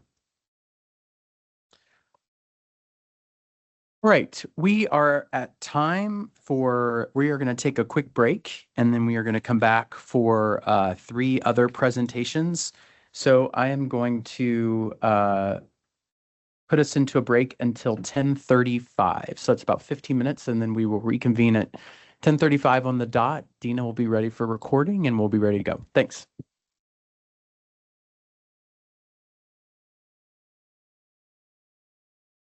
Okay, I'm going to reconvene the board. Appreciate the break. We've got 1, 2, 3 more presentations before our public comment period, and we are going to convene first with Laura Ryan. Laura is our retiree benefits manager for the IRB division. She's going to go over some information pertaining to the Medicare population of our PEB program, and I will refer all board members to tab 7, where Laura's materials are, and that she'll be referencing throughout the presentation. Laura, thanks for your work, and thanks for being here, and we'll turn it to you. Thanks. Good morning, Chair Moran and members of the board. Yes, so today I have 2 topics to go over. We have the CMS WISER model and a quick review of the Medicare drug price negotiation program. So I'll go ahead and jump right in. So the WISER model, this got a lot of attention kind of towards the end of last year. This was introduced by CMS last fall, early fall. So this is a model that is intended to reduce clinically unsupported care by working with technology companies. And the intent is to expedite and improve the review process for pre-selected sets of services that are vulnerable to fraud, waste, and abuse. For the first year, 13 items and services have been selected for the initial rollout. There is a list of these items, and they are include but not limited to bioengineered skin substitutes, knee arthroscopy, and epidural steroid injections for pain management. I've called out these ones because these are the ones that seem to have gotten the most attention so far. So this model began at the beginning of this year on January 1st, and it will run until the end of 2031. And it's been introduced in 6 states, New Jersey, Ohio, Oklahoma, Texas, Arizona, and Washington State. One of the important things about this model is that it is applicable to original Medicare only. So this does not apply to the Medicare Advantage plans or the standalone Part D plans. Providers and suppliers for people with original Medicare in the selected regions will have the choice of the 2 following. So a prior authorization request for the model selected items or services. So a provider can either send a prior authorization, or they can go through an adjudication process where post-service prepayment medical review is initiated. So they would look at those claims after the services have been rendered. So while the model is technically a voluntary model, it does function it's functionally mandatory because one of these 2 options is going to be chosen. So they can either do it ahead of time or wait until that review after the fact. Laura, do we have any understanding of how the 6 states were selected? Because, and I guess one of the underlying points I'm trying to make is this wasn't something any state signed up for. Correct. So Medicare opened it for various states to apply. So various states did apply, but they were selected based on how many states were utilizing these services. These are more expensive services that don't have necessarily clinical outcomes that are considered favorable. So as expensive services, the states that seem to be utilizing them highly, that was one of the factors in selecting these 6 states. Also, the technology companies had to prove that they could use the technologies to identify the claims easily. So that was another factor. So there's a couple different factors as to how they were chosen. In my reference slide at the very end of this presentation, there are some links to, if you really want to get into it, there's some more links to CMS's page, and they kind of go through some of those reasons why specific states were selected. But Dave, I appreciate your question because I think I want to be crystal clear. Washington or any entity within Washington did not sign ourselves up and say, Correct. We want to be part of the WISER model. And so I know, I think this is an important discussion for the board because I know that this has gotten a lot of traction nationally as a Trump administration-led activity in terms of the impacts on the Medicare program. And so obviously the Medicare distinction there is, they have the authority to exert themselves related to the programming. And I think Dave's question is a good one for the board to be really clear on that. It wasn't any entity, us, the OIC, anyone saying we want to participate in this. And I think you will see some of those components come through as Laura goes through the content as to some of the concerns that the state may have as related to this particular model and what comes next. Great. Thank you. So we can move on to the next slide. So some other important aspects to note are that this model does exclude inpatient only services, emergency services, and any services that would pose a potential risk to patients if they were delayed. So inpatient meaning hospital setting. And this does not change the Medicare coverage payment policy. So healthcare coverage for people with Medicare won't change. They retain the freedom to seek care from their original Medicare provider or supplier of choice. And payment to providers and suppliers for covered items and services are not changing under the model. And the plans in the PEB portfolio that would not see an impact would be our MAPD plans. So as a reminder, those would be our Kaiser plans and United Healthcare plans. The plans that may have a potential impact in our portfolio would be the UMP medical plan with Medicare plan with Part D, and the Premera Medicare supplement plans F and G. And we'll look at those a little more closely as we go forward here. Next slide, please.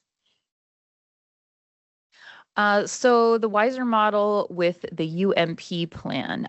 So as the secondary payer, Regents does not have visibility to the CMS prior authorization process. So they are not going to know if an item has gone through prior authorization through any type of notification from CMS. So with these, the standard coordination rules are going to apply where UMP is secondary to Medicare. So that process is claims are submitted to Medicare for processing as the member's primary coverage. And then when the claim crosses over to Medicare, if Medicare has denied the claim as provider liability, then UMP would then also deny as provider liability. However, if Medicare were to deny it as patient responsibility, then UMP will process the claim as if it were primary. And these are the same rules that would apply even for non-Wiser selected services. Next slide, please. And then with the Premera plans F and G, these are supplement plans. They will also be processed through the standard practice. So these plans only cover the same services that Medicare Part A and Part B cover. So essentially, if Medicare will not cover a procedure, then Premera would not cover the procedure either. And that is the typical process that would follow whether or not they were Wiser selected. Oh, sorry. And so before we kind of move on to the next subject, we have requested some claims data from both of our plans. The claims have only started getting processed as of January 15th, so it's a little bit premature to get too much data on that. But so far, what we've seen, things are not having an impact on members, which as it is intended. This is meant to be something that happens between a provider and the carrier. So we have not seen any negative impacts on members so far. So it's something we're going to continue to monitor, and then we'll bring it back to the board if there's anything new to report. That's my conclusion on Wiser. Are there any questions before we move on? Okay, so I'll just do a review. Oh, sorry, I think Tom has a question. Tom, we just need you to come off. Tom, we just need you to come off mute. Okay. So one of the typical procedures that's done for people who are considering knee replacement therapy is steroidal injections. It usually starts with pain management, so the pain gets to a certain point, and it is recommended that you have steroidal injections into your knee, and that usually occurs 3 times before going to actual knee replacement. Although you can opt out of the injections at any point, you don't have to have them. I'm wondering if these are the kinds of things that they're talking about that would be affected by Wiser, and also would United Healthcare and Kaiser be the two that are not affected by this, and would UMP and F and G be the ones that are affected by it? Yes, that's correct. So Kaiser and United would not be affected because those are Medicare Advantage plans. They're not subject to this model. They could be affected if they were in either the Premera F or G or the UMP plan. Likely in the situation that you're describing, the provider would get that prior approval before the procedure was performed. If in the event that the procedure is performed and then a claim is denied, the provider does have extensive appeal rights.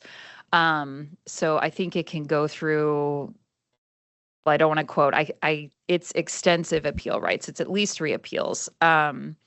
So, but again, this wouldn't affect the member. The cost is not meant to come back to the member. That has been our understanding since the beginning, and so far, that's what we've seen as the model's been applied. So Laura, on your, I think it was on slide, providers have 2 choices. It was on slide 4. They can either do a prior authorization or they can have things reviewed retrospectively. For providers who choose the retrospective route, that's what you're just describing. Yes. As they do the procedure. CMS says, no dice, we're not covering that. They go through the appeal process, and if ultimately the original determination by CMS stands, we're not seeing anything that indicates that it then falls back to the member. It's provider liability write-off. It is provider liability. Yep. Okay. So we don't anticipate seeing member impact, but that's, what we're monitoring to make sure that it's performing as expected. So I'm oh, I'm sorry, Tom. No, I said thank you. You're welcome. I was just going to say, it seems to me, based on this information, that the fraud, waste, and abuse is directed towards the provider community. Maybe that's as opposed to the user. I don't know people that go through a knee operation just to be fraudulent. So, I mean, is that kind of where the fraud, waste, and abuse is suspected? I think that's certainly a valid point, because these are services that are going to be ordered by providers. Most patients aren't going to ask for these specific items. Yeah. And I think it's really important. Harry, I appreciate your question, because in the whole context, in addition to the vaccination discussion that we're talking about, one of the other elements that we at the agency are grappling with or wrestling with is the backdrop of how fraud, waste, and abuse from the federal government into programs, whether it be Medicare or Medicaid, are being described, and also the kind of misrepresentation or not the right definitions of how they're using the terms fraud, waste, and abuse. I mean, I would argue, I think what the WISER model looks to do is to really think about the most appropriate use of healthcare dollar spends, right place, right time, right service, and really thinking about sort of that, what is that sort of misuse, waste, abuse realm of that. I don't necessarily see that necessarily as fraud. However, the federal government tends to say it's all fraud, right? So, or they lump it together in terms of that characterization. And so that's another thing that we at the agency are grappling with as well, is that dynamic of just, it's all fraud. And that's the context that we have. Well, it's not really fraud, because those are 3 different distinctions. Fraud is intentional deception by the individual, by the provider, whatever, beneficiary, et cetera. So that's just the environment and the landscape also that we are navigating in. And I think it's important context for this discussion too. Thanks. Okay, so I'll move on. I have just a short review of the Medicare drug price negotiation program. We've talked about this at a few meetings in the past. So for review, this program was established by the Inflation Reduction Act in 2022. And this program allows Medicare to directly negotiate prices for high-cost drugs to help lower plan costs and out-of-pocket costs for members. The first negotiation prices for 10 Part D drugs went into effect at the beginning of this year.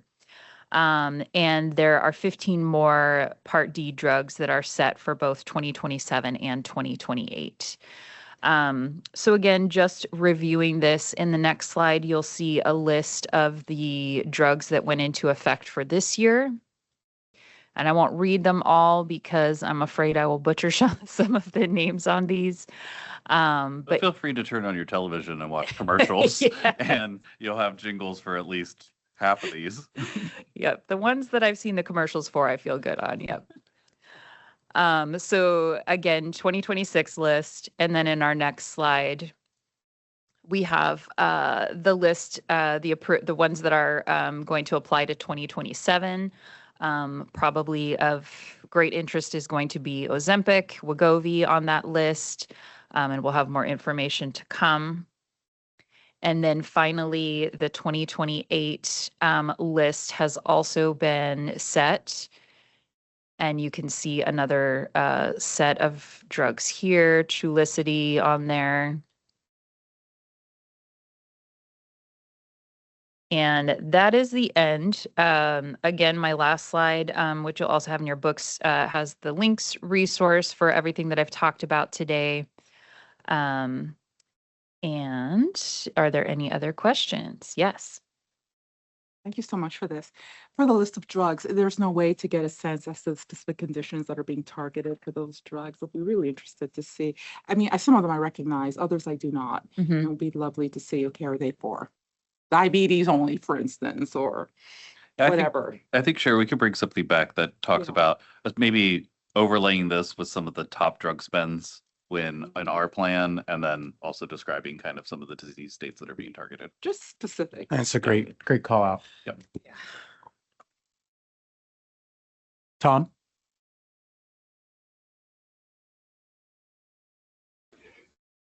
Yes. I'm wondering if you can, I'm just curious. So two names I recognize for the 2026 list are Eliquis and Enbrel. And I'm wondering if you could give us some kind of an idea of what they were prior to these costs going into effect and what they are currently. In other words, so they, CMS was given the ability to negotiate those prices, which they didn't have in the past.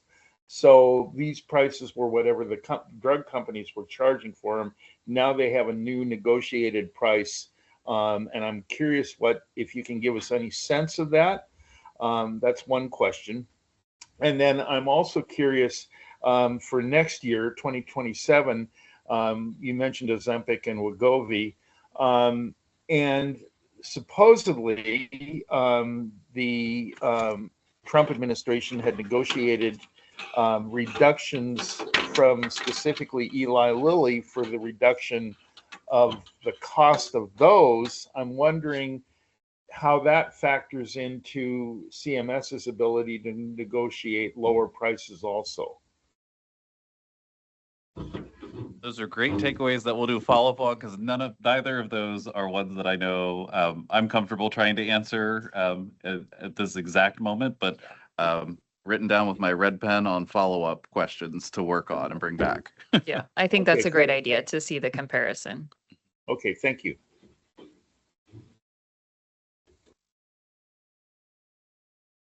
Any other questions for Laura from the board? Laura, thanks for your work. Thank you. Okay, we're going to move on to Kelsey Pillay for a presentation on the PEB's program's collective bargaining flexible spending arrangement and that particular benefit. Kelsey, thanks for being here. Appreciate your work.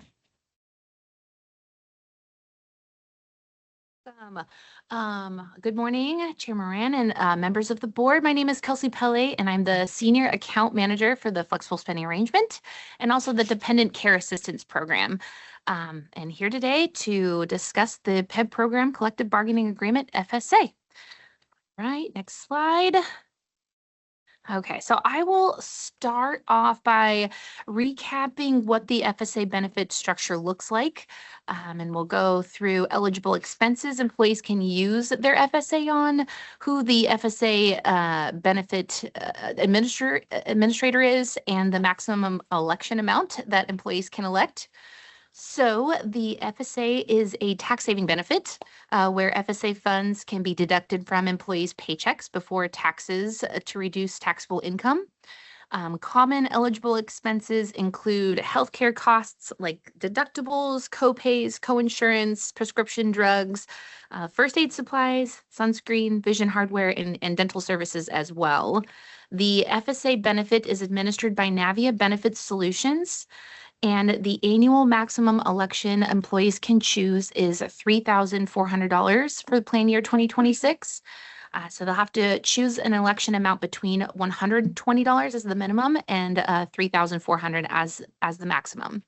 The maximum election amount is subject to annual IRS cost of living adjustments. And after employees elect their annual election amount, the employer will deduct the election amount from their paychecks in equal amounts throughout the year based on the number of paychecks they receive. And then bolded here is and the last bullet is to highlight that funds contributed by an employer do not count towards the maximum election amount. All right, next slide. Okay, so diving into the heart of the presentation, which is about the PEB collective bargaining FSA benefit for the 2025-2027 collective bargaining cycle. Right, so the PEB CBA benefit was bargained for eligible school employees to receive a $300 FSA. So HCA. Kelsey, you said school employees, you meant Oh, state agency and higher education employees. Yes. I only bring that because the dollar limit's different. So Thank you. Thank you. HCA designed this benefit to ensure compliance with the collective bargaining agreement and contract with Navia Benefit Solutions as the FSA vendor, and Navia creates and manages participant accounts for us.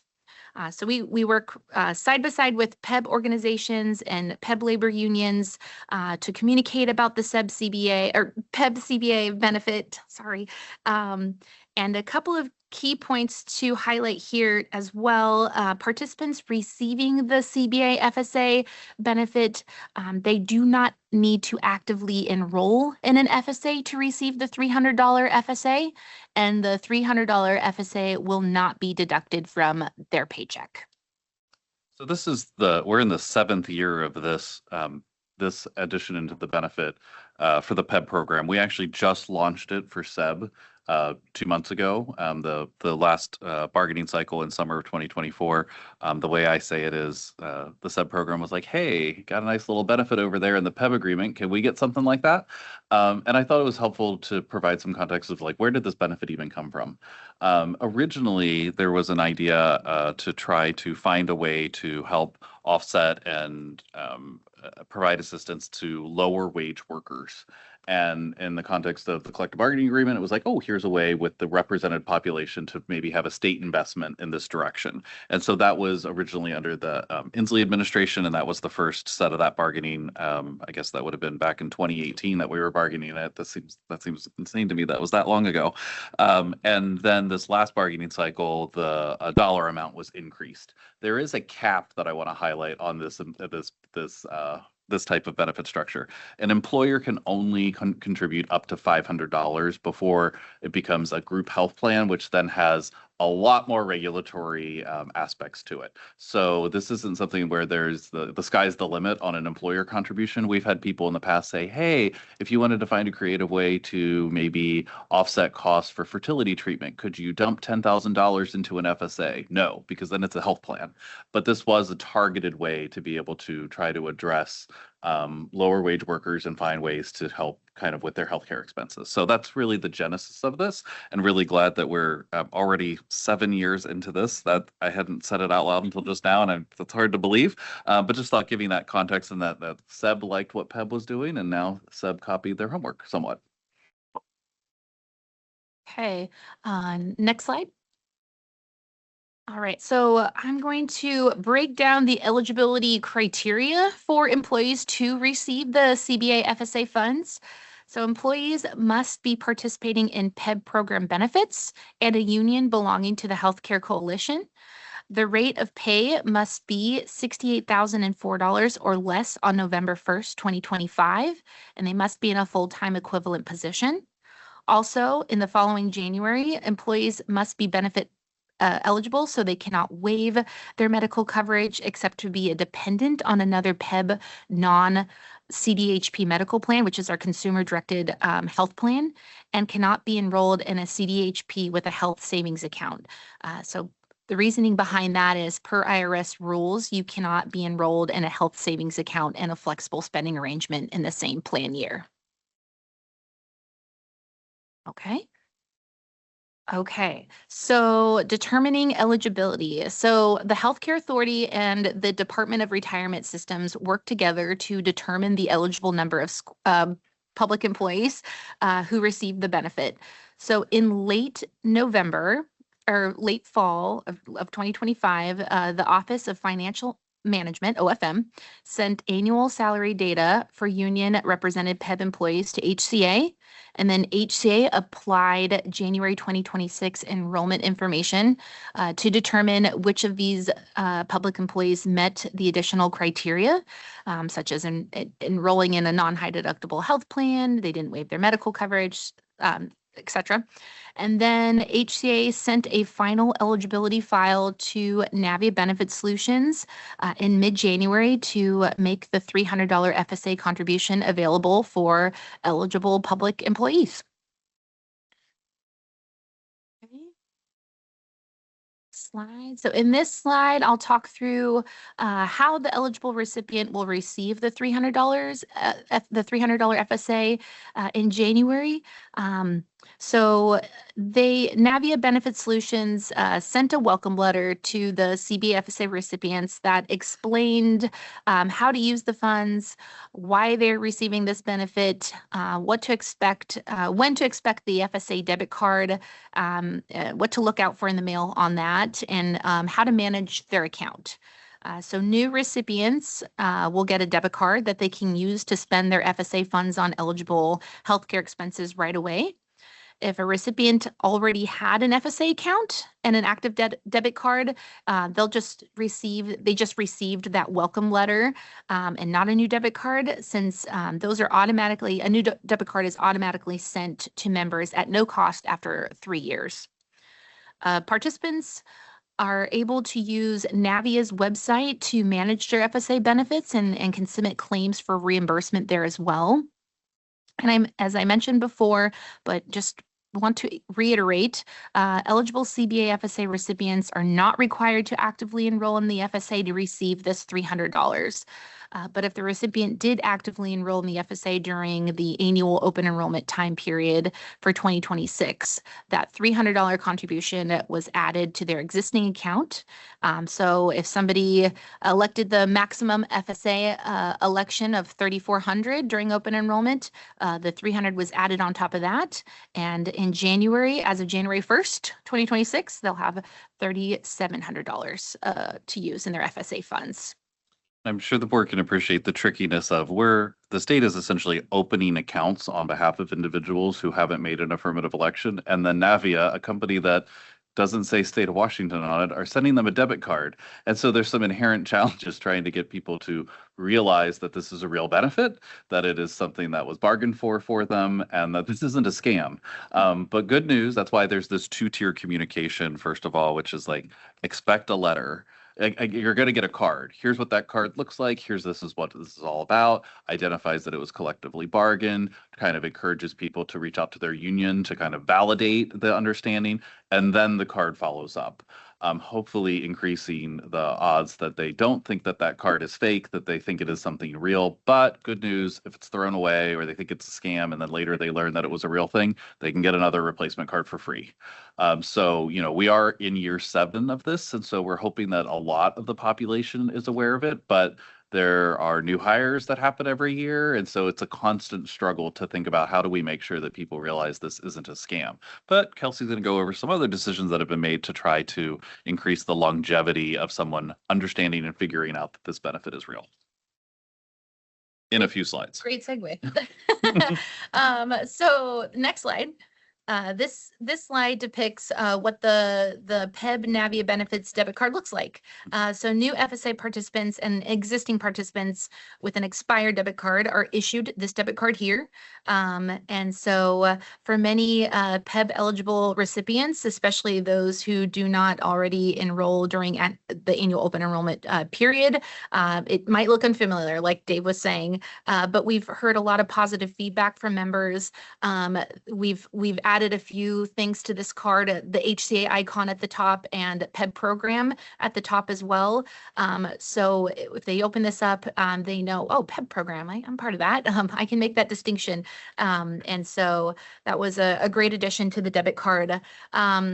So yes. Yeah, I think Kelsey, in the original days, it said Navia Benefits Flex Card, which those aren't words that a lot of people would associate. And so, if credit cards and debit cards are heavily regulated, but we were able to get two logos. It was actually a quite a long conversation to get to two logos on a debit card. Traditionally, one is allowed, but there was a way to navigate, and we were like, well, we really need both because some people associate with HCA and a lot of people associate with PEB. So we really want both, and so we went through a lot of design conversations. And although it looks like a very simple design, cards are heavily regulated, and so it was quite a victory to get to a point where that's something simple and two icons that hopefully really increase the odds that people think it is legitimate, because it is.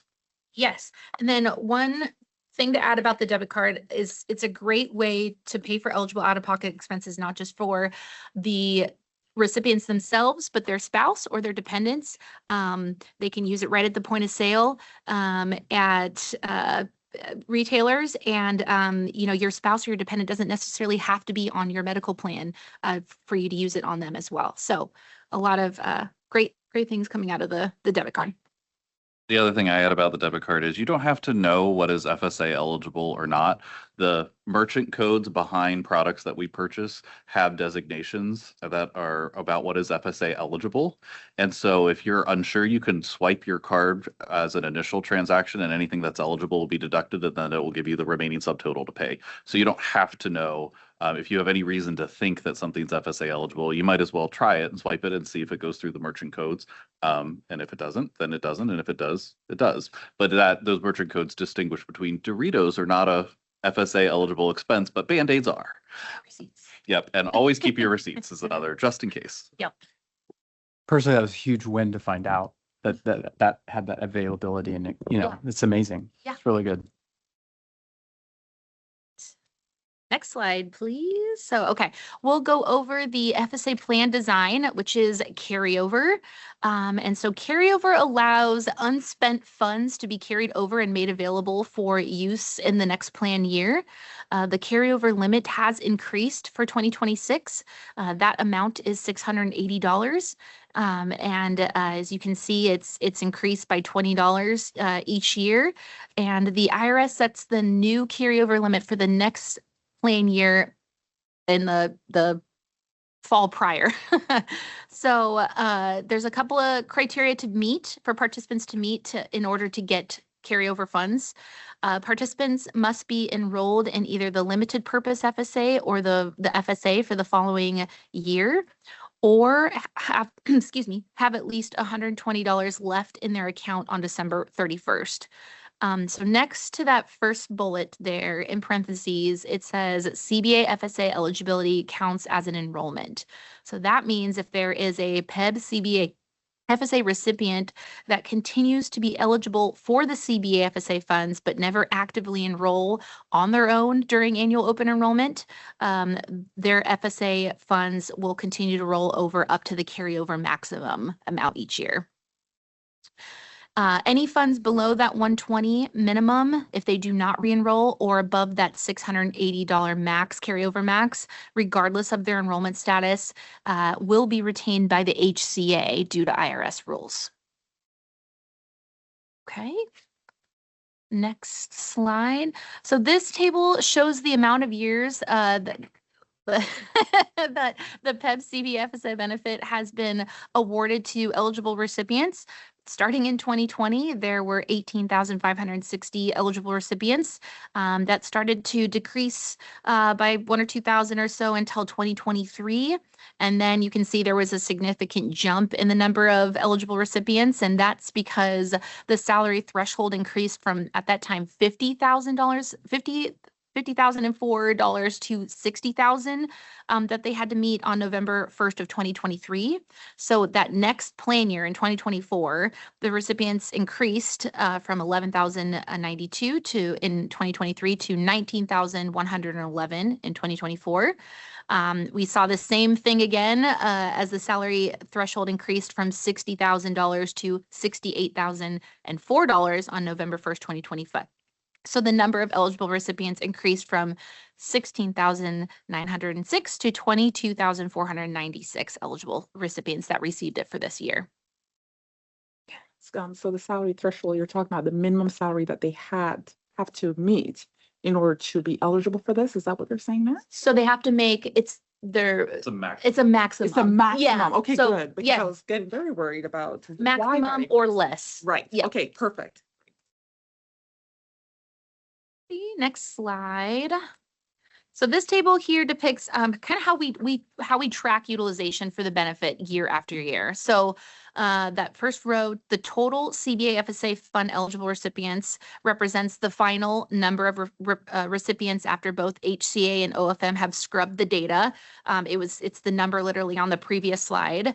The second row is the number of FSA recipients who got the CBA FSA funds but did not enroll on their own. So you can see a vast majority of folks don't enroll during annual open enrollment period. The three bottom rows show three buckets of fund usage, I'd say. So it's either used all of their funds at that point in time or for that year, used some of their funds, or used none of their funds. The one block of data or category of data that we look heavily into month by month, year after year is the none category, right? So more folks, use their funds. But either way, we really just want to continue to reassess this data. In July every year, we send a mid-year letter. So to really hone in and target those folks that haven't used their funds yet, we send them a reminder saying, you were eligible for this in January, you got a debit card. If you don't know where that debit card is, please call Navia and we can get you a new one. We also continue to work with our benefit administrators and our union reps on how to strategize on ways to continue to communicate this benefit out to employees. It's really important to hear it from their union reps and the benefit administrators as well, so they know that this is real. This is a real $300 coming their way. It's not mentioned on the slide, but we've created a toolkit, which is prepared content for BAs and union reps to share with their employees. Our goal really is just to align how we all talk about this benefit and ensure common and correct language is being used. It's also intended to increase knowledge and utilization, not of just the CBA FSA dollars, but increase FSA enrollment year after year. So if they know they have this FSA, oh, maybe I should enroll during annual open enrollment for a little bit more if they need it. So yeah, I just wanted to talk about the toolkit a little bit more. Also, one thing that we've been working with PEB labor union reps on is we've had some requests with different languages. A lot of these folks, English is their second language. Every year, UW has really the most PEB CBA FSA recipients. And we worked last summer with a UW rep on requesting 4 different CBA communication materials, the new hire letter, the likely eligible letter, an FAQ, and that welcome letter to be translated in 3 different languages, Spanish, Tagalog, and Tigiri. I'm so sorry. I don't know how to say that, but so yeah. That's another way to get the word out is translating it in languages that people understand. So anything to add, Dave? The other thing I was going to highlight was back on slide 9, Kelsey had highlighted that CBA FSA eligibility counts as an enrollment. And that's a really important feature that we implemented to get at this large population that didn't elect any FSA benefit, may not know what FSA stands for, doesn't know who Navia is, doesn't know anything about this. We're in the last couple of years, it's been a little over 50% have not used any of their funds. And so by having individuals who, if as long as they continue to meet the eligibility requirements, they don't lose out on year one's year one's employer contribution, it rolls over under the carryover rule. So there's really at least 2 years, if not 3, before they start to potentially hit that cap of the carryover limit, that then the funds have to be defaulted back to the healthcare authority or retained to the healthcare authority. So it gives a longer on ramp for helping kind of permeate the population's psyche on this benefit and that they don't lose out. That was actually a feature that we implemented a couple of years ago. We used to have our FSA benefit under what was called the grace period rule, where funds didn't carry over, but you could continue to incur expenses for about 10 weeks into the next plan year and still get reimbursement. That was the original flexibility that the IRS gave employers in offering FSA. And then maybe 10, 15 years ago, they created the carryover rule, and you could do either the grace period or the carryover. We were an entity that was on the grace period rule. But as the CBA benefit ramped up and we realized that this carryover feature would give the flexibility that I just described to get people to understand this benefit and not have them lose out on this automatically because they didn't realize that it was a legitimate benefit, we moved to the carryover rule to be more flexible in this front. And one of my personal philosophies is if people are electing this out of their own paychecks, it's their money. We need to do everything we can to not have it default back to the state or be retained to the state. And if it's a collectively bargained benefit, the royal we at the state and the labor unions have agreed that this is a targeted investment for the state, and we want them to actually spend that money. So we do as much as we can to drive down that retention rate or that default rate of funds under the IRS rule as much as possible, because I see this as the employee's money. That is, when we have funds that are retained, a question that is asked is, well, what is that spent on? It's really spent on 2 plan features. The first is Kelsey had described that once somebody has elected a benefit, that the paycheck deductions are spread out equally over the course of the year. Well, sometimes an employee doesn't stay until December 31st. They leave mid-year. If they leave mid-year and they've already been reimbursed more than they've contributed in their paychecks, that's a fund liability for the employer. And so the retention of money at the end of the year helps offset that liability for individuals who have left mid-year and didn't do all the contributions for their original election. The other pieces are administrative cost and the contract with Navia. We've never had retained funds that exceed those 2 purposes. And in fact, Navia has consistently told us that we have one of the lowest default retention rates. And I say, but I want it lower. And so we do more communications to really drive at utilization of this benefit. We do have another topic to talk about with Navia, but it's shifting gears quite a bit. So let's see if there's any questions about the benefit itself or the CBA for Kelsey. I do have a question, Dave, and Kelsey as well. And this is probably something you're not going to take on because it's so burdensome. But is there any way to get data on that 50% who are not using? Because you said 50% are using it consistently, right? And it's not rolling over. For those that are not, whether it's demographic information, you mentioned language being an issue for some people. You changed that. You've made the modification making language more broader and multiple languages. I don't know if it has to do also with rurality versus urbanicity, for instance, in terms of the members and where they're located. Could it be anything else, any other type of demographics? I ask this because then you could be very intentional in your outreach for those people who are not engaged. It is more costly to do that kind of research to get that data, but I think that it can pay off in the back end in terms of identifying those folks and then thinking about how you can be more targeted in engagement. I don't know if that's a thought or if it's even feasible. Some of it will depend on the exact data we have. Like, we don't have a preferred language indicator that members have with us at this point. Probably the best proxy we have for kind of what you're describing is what agency are they in and their physical address. That kind of helps get to, you know, what county are they in? I think in the past we have tried to do some analysis to go, oh, is there a significant portion of the non-utilizers that's concentrated in one or two agencies? And that's where we started collaborating a bit more with UW. And that's where that led to multiple translations, because we did see the University of Washington had overall, they are our largest employer in the PEB program. So naturally, they're going to have large numbers.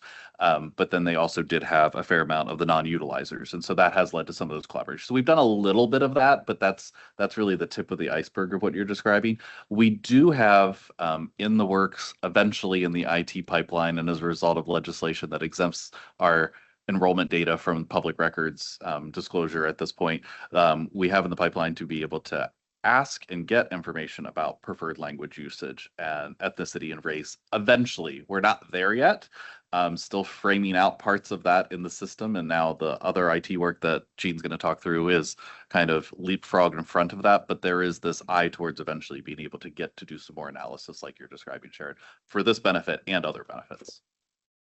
Surprised about the UW folks, though, that they're the biggest non-utilizers. I'm truly surprised. I don't know. Okay. Yeah. Absolutely. Yeah, in the earlier slide, you showed 8,700 or thereabout who use none of the funds. So doing a little math, that's about $2.6 million. And I understand they would be automatically carried over. And if we can assume that most of those would probably not use any of those carryover funds, that presents a large amount of money at the end of 2026. What happens to that, if I can ask? So any of the unused, so let me back up. What I described, the carryover rule kind of naturally allows multiple years for a member to understand and access the benefit. That's one way that we try to keep the funds essentially available on the balance sheets for access. But at some point here, you're right, like we cross a threshold and there is money that is retained by HSA under IRS rules. What we have, Tanya Doyle has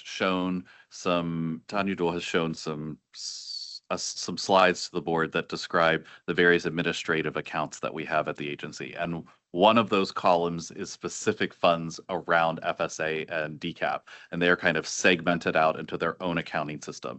And so those funds have like a little bit of a reserve, might not be quite the right word, but there's a cash flow that happens within those accounts that they need to be funded for administrative purposes. And so those funds are just retained or available for draw up or draw down or commitment in the next collective bargaining agreement from the state. So they kind of naturally sit there in a kind of a holding pattern in those accounts for later use for these same purposes, or to, like I said, to be drawn down back to the other accounts of the state.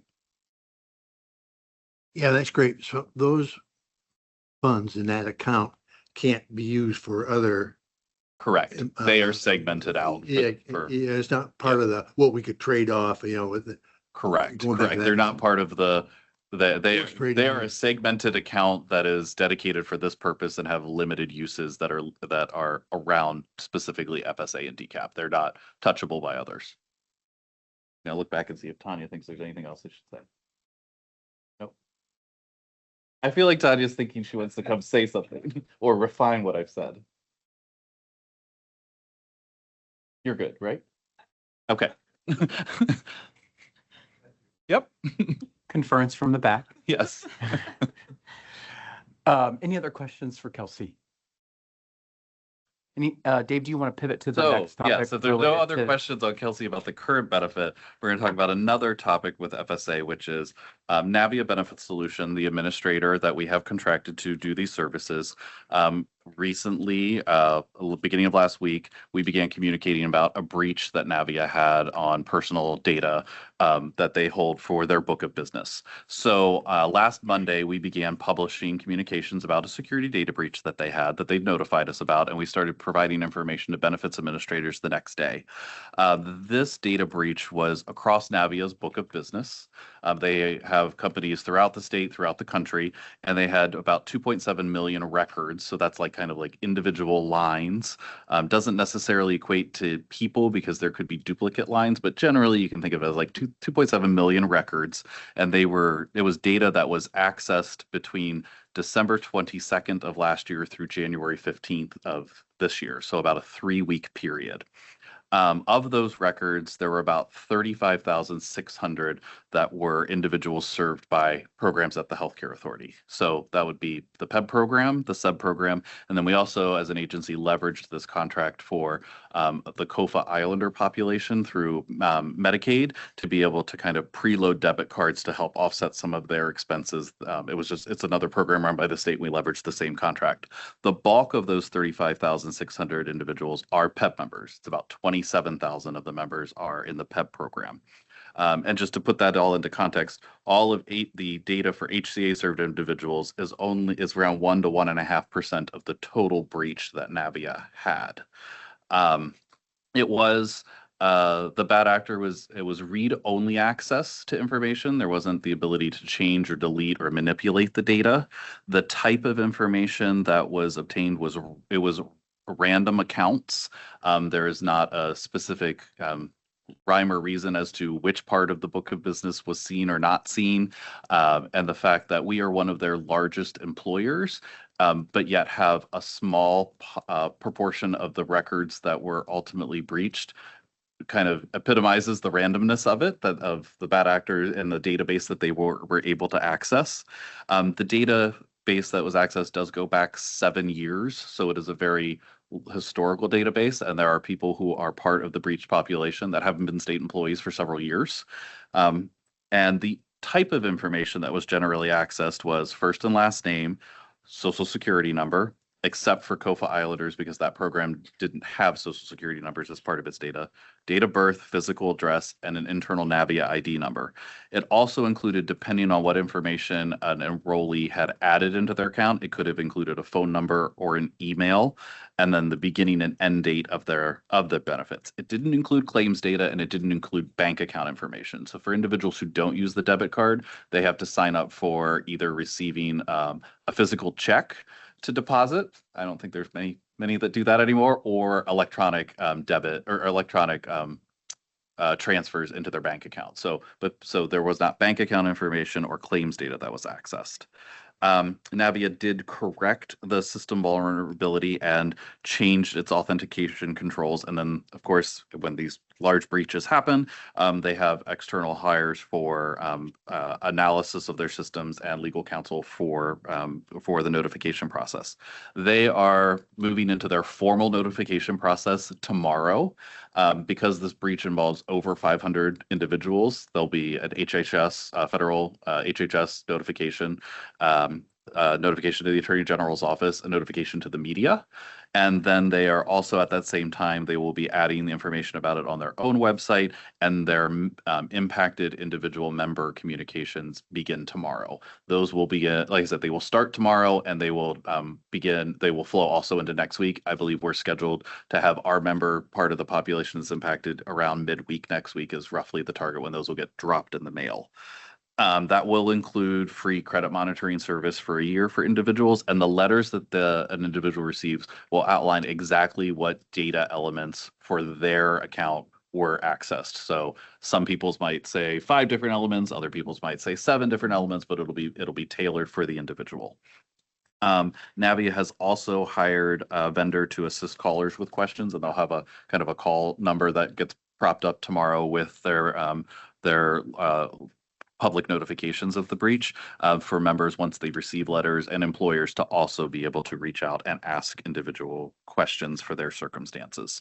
For HCA's part, once we understood this breach was occurring with Navia, we have had regular meetings to understand some of the technical nature of what happened, see how that fits within kind of the prior security design reviews of their systems that were done when they became a vendor of the state.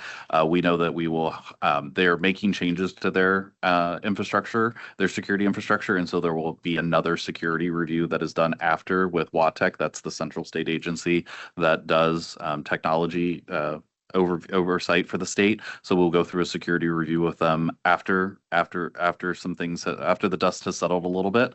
We are looking internally at other ways that we can limit future data elements to Navia and other vendors, and figure out what are the best ways to, it's always good to go back and go, oh, do they need all of this data? Are there ways to cut down the data that we send? We've also realized that in our future procurements, we're going to ask more questions around the extent that a company or a vendor has had HIPAA breaches, the size of them, and their experience with that. The goal is to be more informed about the history that a company has had with HIPAA breaches. We just think that's a prudent thing that we need to incorporate into our procurements going forward. And then as Jean comes up momentarily to talk about the system changes that we're making to the internal plumbing of our programs, one of the things that we're going to be kind of incorporating into our system is weaning ourselves off of our programs being so Social Security number reliant. Our systems, I've talked about this before, that they're from the Ford administration era, and a lot has changed, and our system has always been rooted in Social Security numbers. As we move towards a future state where our more modern system is producing eligibility files, we want to create a unique identifier that decouples from Social Security number. And so that is part of the path that we are on as we retrofit our plumbing of our systems. So those are a couple of things that we are working on. Wanted to make the board aware of that situation that is before us right now, and see if there are any questions that I can answer at this point about this Navia breach. I guess I could say remember that FSA benefits are not a benefit that retirees access, but if they accessed it when they were an employee, they could be part of the breach because the data goes back 7 years. Questions from the board? Just make a note. Obviously, we live in a time where cybersecurity is sort of the name of the game. But I'm really pleased and proud of Dave and the team of, obviously, once this was reported, taking this seriously, going through the right particular motions of notification. How do we get to the information to individuals impacted? How do we hold vendors accountable in the future? Obviously, Navia, Washington, PEB and SEB, part of a larger national breach situation for Navia. So all those things couldn't be more important for us as an agency, but happy to take questions if there are. Okay, hearing none. Kelsey, thank you so much. Thank you. All right, we are moving to tab 9, which this is the last period before public comment period for those joining us virtually. And I'm pleased to welcome Jean to give us an update on the benefits 24/7 system modification. I will say to the board, usually Travis Sherry, who is our Chief Information Officer, joins. Travis is on a well-deserved vacation because you're going to hear a lot about the work that he's been doing with Jean and the team. But I also think it speaks volume. I've always been a belief that the business need should drive the technology functions of what the program needs. And so I think it does speak volume when Travis, as our CIO, is out and Jean, as the business partner, can provide the update accordingly to the board. So Jean, no pressure for that, but we're really excited for you to be here and for this to be a regular ongoing topic for the boards. Because again, this work was funded as part of the budget, but also is just fundamentally important to modernize our systems. It aligns nicely with our work across the agency of strengthening our agency operations, taking a look at our information technology structure systems and moving them into the 21st century. And so this couldn't be more critical. So Jean, with that, you. Good morning, and thank you, Chair Moran. Members of the board, Jean Bowie, ERB Deputy Director. And as was mentioned, I'm here to provide the latest installment of the work that we're doing on our eligibility and enrollment system and the future direction of the Benefits 24/7 project. And the big news that Tanya shared earlier is that we have been funded for this work through the legislative budget. So great news that we got yesterday on that. Next slide, please. So I will be presenting some diagrams that help to illustrate the current state of our systems and how the data flows between and from them. And we've been doing a lot of, having a lot of conversations over the last couple of years about our systems. So these graphics are intended to help folks visualize how the systems work and the changes that we are going to be making over the next couple of years. And additionally, I'll be presenting the changes that we're proposing with the current system and our upcoming project work. Slide, please. So the first diagram is the current state, and it will illustrate that we have a pretty complex process, which we have mentioned a few times, and multiple system integrations. The arrows do indicate the flow or direction of the process and connecting the various systems and applications to show those interactions, dependencies, and outputs. Next slide, please. So here is the current state of our systems, and each shape is labeled to help provide some understanding of each component's role within the environment. It's color-coded to help to distinguish the different sections and phases of the process. And some of the areas may be highlighted to indicate their importance or focus. And so I want to bring your attention to those two ovals in the middle. The blue one, benefits 24/7, and pay one. And so those are the two, kind of the two stars of the show that we do most of our talking about. Jean, before we go from this slide, I'll highlight kind of two specific examples here.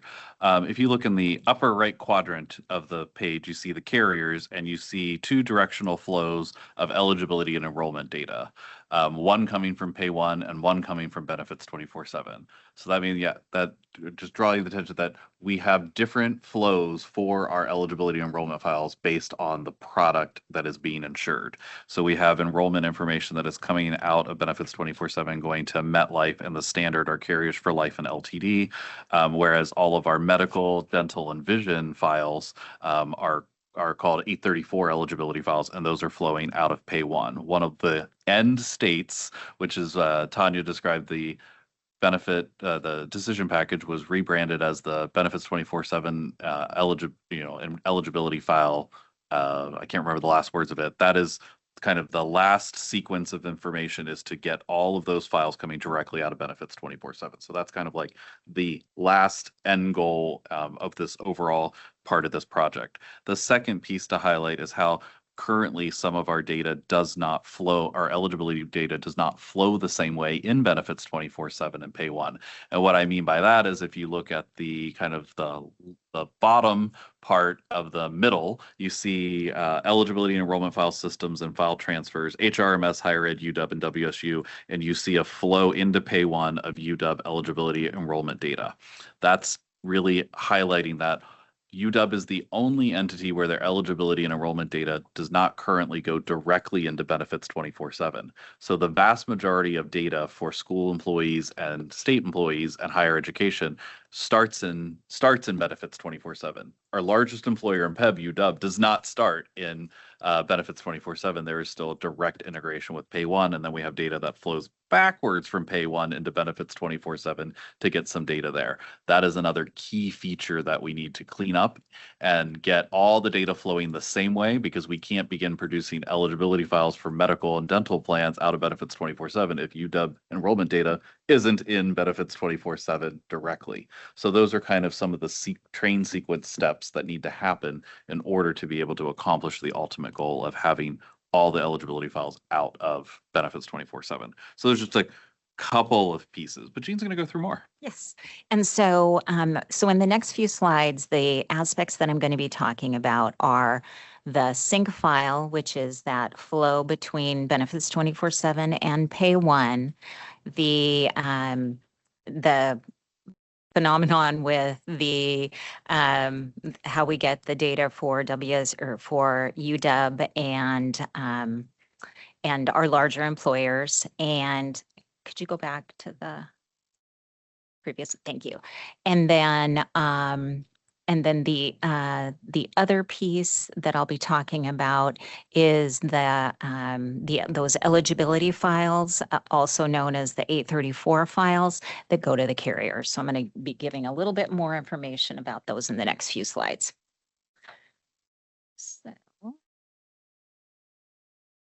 Okay, so next slide, please. So that was our current state. So the next diagram that we'll show is going to be of the future state. And one of the things that you'll probably notice pretty quickly is that it has been simplified somewhat. It's still a pretty complex system, but it has been simplified. And like I said, I will be providing a list of those initiatives that we're going to be working on that target those particular areas. So next slide of our future state. So the cool little wrenches there show the areas that we are targeting with the work over the next couple of years. And I'll go into more detail on the specifics with those areas. Well, Jean, what always strikes me when I look at this slide is we're touching almost all parts of our system, with the exception of the bottom right corner, which is everything accounting related. So this was an important section that came up at SEB last week. They were like, so this future state still includes pay one. Is there a future state where pay one isn't there? And I said, well, that's phase two. The idea is to get eligibility enrollment files into benefits 24/7. And then after that work and this project is done, then turn towards, well, how do we fully retire pay one? And how do, what are the steps then to address that bottom right corner and eventually have pay one not even on this diagram? But this is the next iteration of our IT systems, the future state after this project, not the ultimate end goal of our IT systems modifications in the long term. Tom, you have a question? Yes, and this is not directly related, but I do, as some of you might remember, when we made that switch to SAW and we all had to create a new login procedure, some of us struggled with that a little. And I'm wondering, when we switch to WA.gov, is there going to be a new way that we all have to register to get access to benefits 24/7? Yes, and I will be covering a little bit about that, but Tom, we are, as I'll explain, we are planning a very extensive communication plan around that migration. So I'll give some more information about that in a later slide.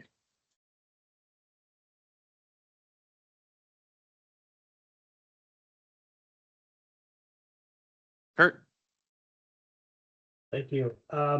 So I barely know enough to even talk about this, but I had a question about, I see on the slide there where it talks about HRMS and higher ed, which I assume is CTC link. Mm-hmm. But we've been working with OFM for a while now, and it's an ongoing transition from those systems to Workday. So I'm just curious if that's in the plans, or is there going to be any issues with that?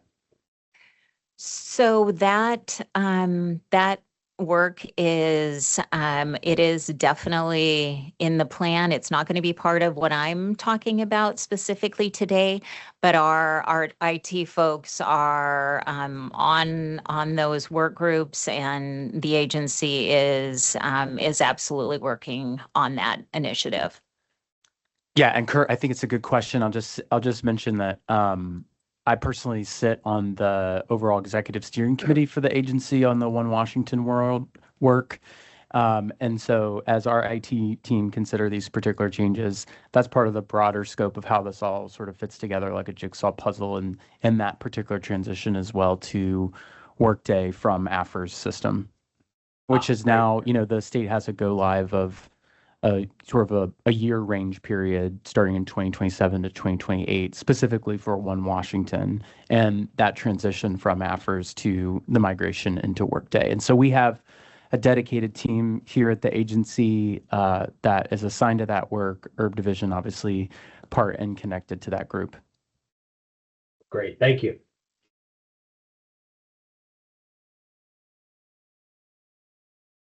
Next slide, please. So the first piece that I'll talk about is the sync file. And as I mentioned, this is the flow of data between Benefits 24/7 and Pay 1.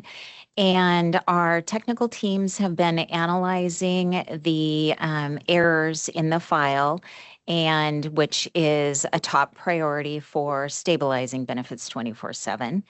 And since our last meeting, we've identified 48 bugs, and 9 of them have been fixed via a hot fix and immediate fix and have been deployed into the system. And the team has, as of I think yesterday, has wrapped up their assessment of the file analysis, and our broader team is going to be making decisions on the next phase. And so likely at our next update, I will be sharing information on that next month. I do think it's important to point out that we do need to resolve and stabilize the sync files, because even in the future state, there is still a sync file that needs to flow to Pay 1 to be able to do all the accounting functions. So it's not that we can't skip past the sync function and just go, oh, we're going to retire that anyways because we're moving eligibility files. The sync file is still critical for the accounting side of the equation, even in the future state. Next slide, please. And so another one of the work streams is around the application programming interface, or APIs. And from the diagram, you could see that we currently have one with one of our larger sub-organizations, the Seattle School District. And so development is proceeding to have one of these for any large organization that wants to provide their data to us in that way. And so, as Dave mentioned, we've got the University of Washington and then WSU, Washington State University, that we're currently working on that. And so, the just a little bit of time frame that we've got for starting for special open enrollment development. That's going to begin targeted for the end of April. For open enrollment, closely following in mid-May. Let's see, plan type is in mid-June, and then newly eligible and long-term disability, those are yet to be determined. And for everyone who who's out, an API is really the way that two different electronic systems or databases interface with each other and communicate with each other to convey data kind of electronically. And the reason I bring this up is, like, there's a wide range of instances. We're focused right now on WSU and UW because their data is not flowing into Benefits 24/7. So we need an interface to get the largest employer for both programs into the central database. The other is WSU. We focused a lot on them because they are an entity that uses Workday to gather enrollment changes from their employees. And then literally what happens right now for the Washington State University staff, their benefit staff, is they take the data from Workday and they manually key it into Benefits 24/7. So they are, dual screen. One is Workday, one is Benefits 24/7, and they are physically putting it into our system so that then the data flows. So we want to, WSU is also a large employer. So I think they have 7,000 to 8,000 benefits eligible individuals. And so they are doing a lot of manual keying. And we have, I believe, about a dozen other employers, remembering that we have local governmental entities that contract with HCA to access PEB benefits. Some of them are interested in having interfaces. And so we're starting with WSU as the epitome of how far the pendulum has swung in manual workarounds, and modernize that, then moving over to UW, just making sure that hopefully the template we are creating is being guided by what we think will be the outcome for UW and WSU, so that we then have a template that is replicable for other entities to then have more interfaces with us. But that's why this API work is so critical, is the manual entry that WSU is doing and the need to have our largest employers' data flowing the same way as everyone else's. Okay, next slide, please. And this is the Tom, as you mentioned, the migration from SAW to WA.gov. And so our technical teams and business teams have been working on with our various vendor and internal stakeholders to identify kind of the optimal time for us to do the cutover. And at this point, we are looking at at March of 2027. WATEC has stated that all agencies need to be cut over by December 31st of 2027. So because of open enrollment and basically our work around that, we have a pretty large window of opportunity that we can't do this kind of work. So spring of next year looks likely for us. So with that, our all through the exploration, our communications team has been involved, and so they will be preparing extensive communications for our members on the work, the timing, and specifically what they'll need to do to set up an account and access the systems through the new WA.gov.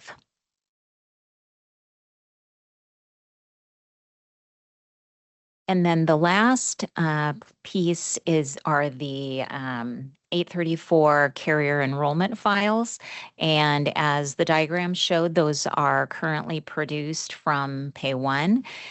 We have the goal of moving the production of those files into Benefits 24/7. And this will reduce the data differences that we currently have between the two systems and that the sync file. And so this is, all of these other steps have to happen before this one. So the timing on this is to be determined pending the completion of those earlier steps that I just went through.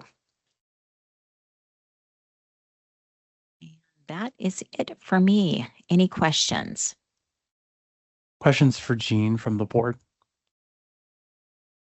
For this diagram, this really helps Great. conceptualize what's been going on. Awesome. So thank you. Yep, the diagrams were the main goal for this month, was to have something that it really does pack a lot of information to it. And it, as somebody who looks at it on a regular basis in our systems, it is I appreciate the communications team and the technology team that put together the schematics that led to something that we could show publicly to help people have a better appreciation for the situation, because it packs a lot of information there for sure. Thank you. Tom? Just one quick comment. As a former teacher, I can tell you that there are many different learning styles, and including those flow charts for people who are visual learners like myself, it's really actually quite beneficial to hear that as well as to visually see it. So thank you for that. Great. Thanks, Tom. Lifelong learners. I love it. I love it. Great. Any other questions, thoughts, comments? Hearing none. Jean, thanks. Thanks for your work. Okay, I think we have reached the part of the meeting where we are going to transition to public comment. And we said that that would be around noon, and we're about 5 minutes from that. So that is good. At first, I want to see if we have a list of speakers that would like to provide public comment. And so to do that, again, as we talked about earlier, if you are joining for the first time, if you can raise your virtual hand function on Teams, if you are virtually, if you would like to speak, that would be great. So we'll give folks time to raise your hands online. While we do that, I'll ask if there is anyone in the room who would like to make public comment or would like to speak. Okay. I don't see anybody in the room other than staff. Are there anyone online who? We have one hand raised. Okay. Say that again, Dina. Okay, we have one person signed up for public comment, and I believe that individual's name is Linnea Mulder. Linnea, we will provide you to unmute.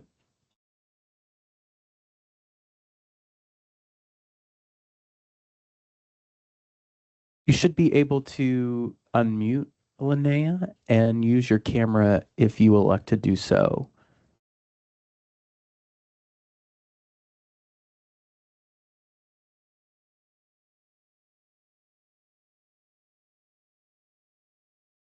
We still can't hear you in the room, Linnea. It looks like you're still on mute. So if you have the ability to unmute.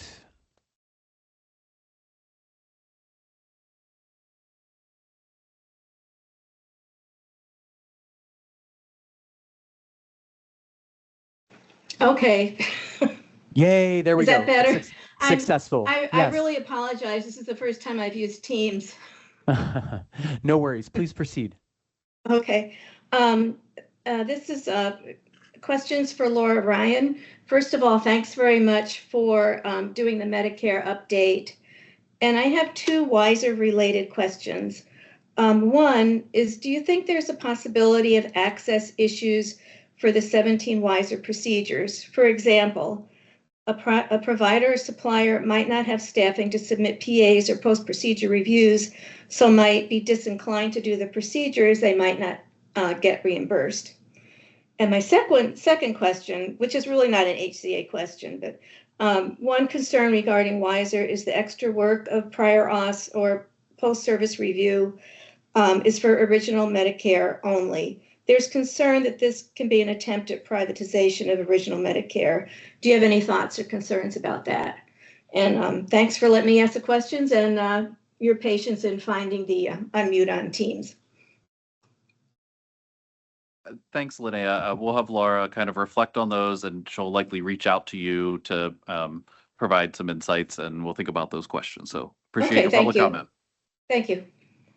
Thanks, Linnea. I think I saw a second hand raised. Dana Edward, you should be able to come off mute at the moment and use your camera if you would like. Dana Edward.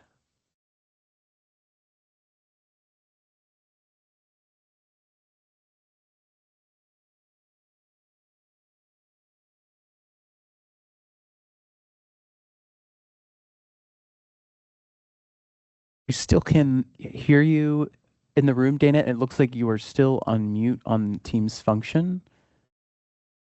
We'll give a little bit of time.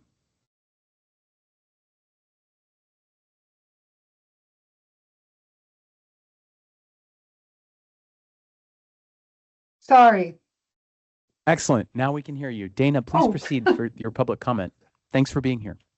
Thank you very much for the opportunity. And I actually am just doing a follow-up with a letter that I sent to the board on January 20th, which I assume is in your board packet. And I just want to summarize what my concern is with respect to, as a retiree, what I see as my PEBB medical benefits as compared to what's available on the marketplace. And essentially, in comparing what I'm receiving through the PEBB, it's just not competitive with what I can get in the marketplace. And I was looking specifically at the Harbor plan for Kaiser. And I don't want to go any further other than to please ask you to review my letter that does go into specifics. I did get a nice response from a staff member, but I remain concerned that that what is being offered by the professional educator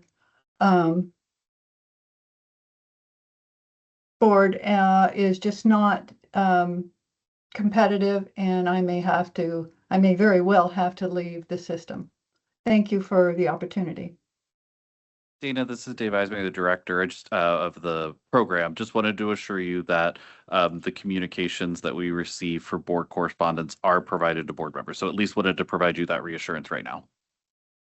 All right, thank you very much. Dana, thank you so much for your engagement and your contributions to share your concerns with the state. Appreciate you also coming here to provide public comment. We appreciate you being here. Thank you so much. Moving, I think we have a third person, Annette Barca. Annette Barca, you should be able to come off mute and use your camera should you elect.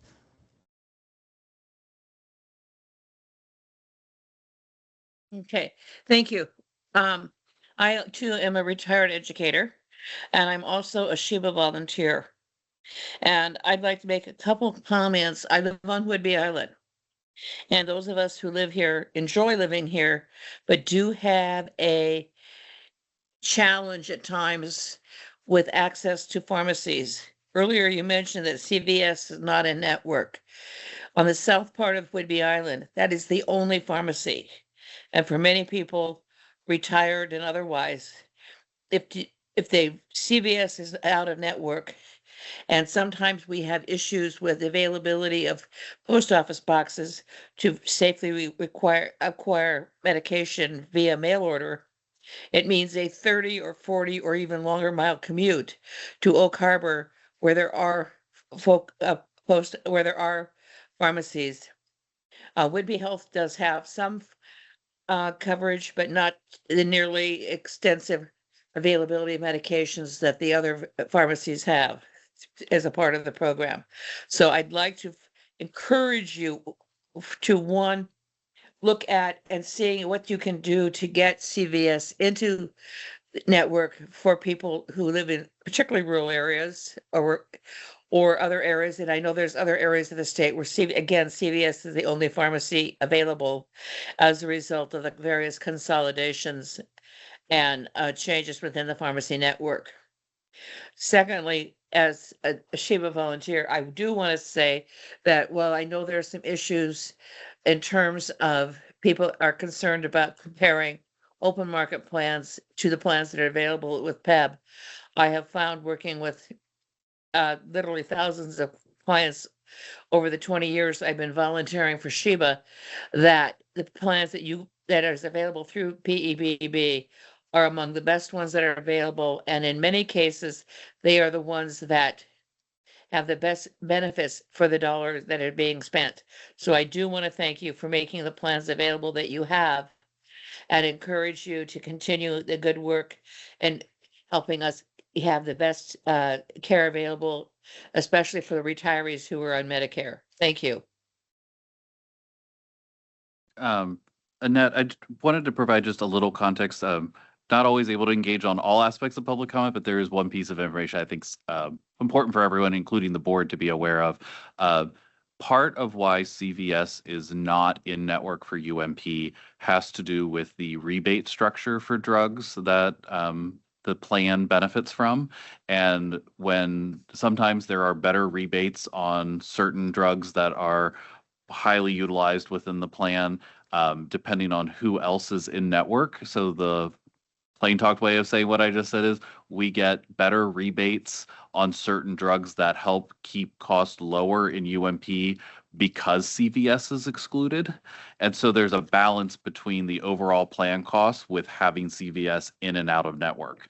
And we revisit that on a regular basis, but that is one of the lenses that is looked at for whether CVS is in or out at any given time is its overall impact on the overall rebates that the plan receives for the breadth of drugs that are covered. So there's a balance there, and certainly understand that in rural areas, especially if CVS is the only pharmacy in town, that obviously is a challenge and another lens to look at this from, but wanted to share that there is a financial aspect to CVS being in and out of network that waxes and wanes over time, and it is something that the agency regularly looks at in the pharmacy benefit, and sometimes it lends itself towards CVS being in, and sometimes it lends itself towards CVS being out, but it's part of the financial analysis of the plan to help keep the costs the way they are in the plan. So just at least wanted to give that as a perspective as to one of the factors that's in play, but we do look at it on a regular basis.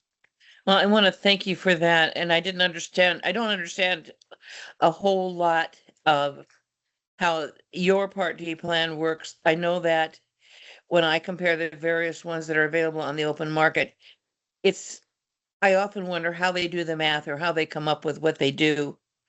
The other thing I would comment on is I look at what my prescriptions would cost, and I look at the calculation of what the statement I get from Array says each month, and somehow my math does not agree with their math. They seem to think I'm paying a lot more out of pocket for my drugs than I do pay. And last year, my drugs, I paid out of pocket in the ballpark of $650, and yet they said I paid way over $2,000. And at the end of the last several months of the year, I had no copay on my drugs. So I'm just curious as to how the math is being done, and if in fact you guys are paying more than you should be paying, and why I'm not paying as much as I would normally pay if I had a Part D plan elsewhere. Annette, I'll just encourage you to reach out to Laura Ryan, maybe with some more specifics about your circumstance. I believe that the way things are counted towards deductibles and out-of-pocket maximums changed a year or two ago, and retirees are credited as if they have contributed more towards their out-of-pocket maximum in a way that is different than it used to be. And so that's really, I think, the underpinning of this circumstance that you're describing, but Laura will be able to get into much more specifics if you send her, or if you have follow-up questions on that. But there was a fundamental change at the federal level as to what counts as the true out-of-pocket max. We were calling it the troop versus the historical out-of-pocket max, and it was changed in a way that favored retirees reaching their out-of-pocket max and getting more plan coverage faster. So there was something that changed federally, and Laura would be able to give you some more specifics if you reach out to her directly. Yeah, I will do that. I thank you. I just didn't want to think I was cheating you guys out of money that I shouldn't be cheating you out of. And I didn't want anybody who's paying attention from the public to think that was happening either. So that's why I engaged a little bit more. Annette, we're incredibly grateful for your public comment. Thank you so much for being here and for your engagement and your voice in our work.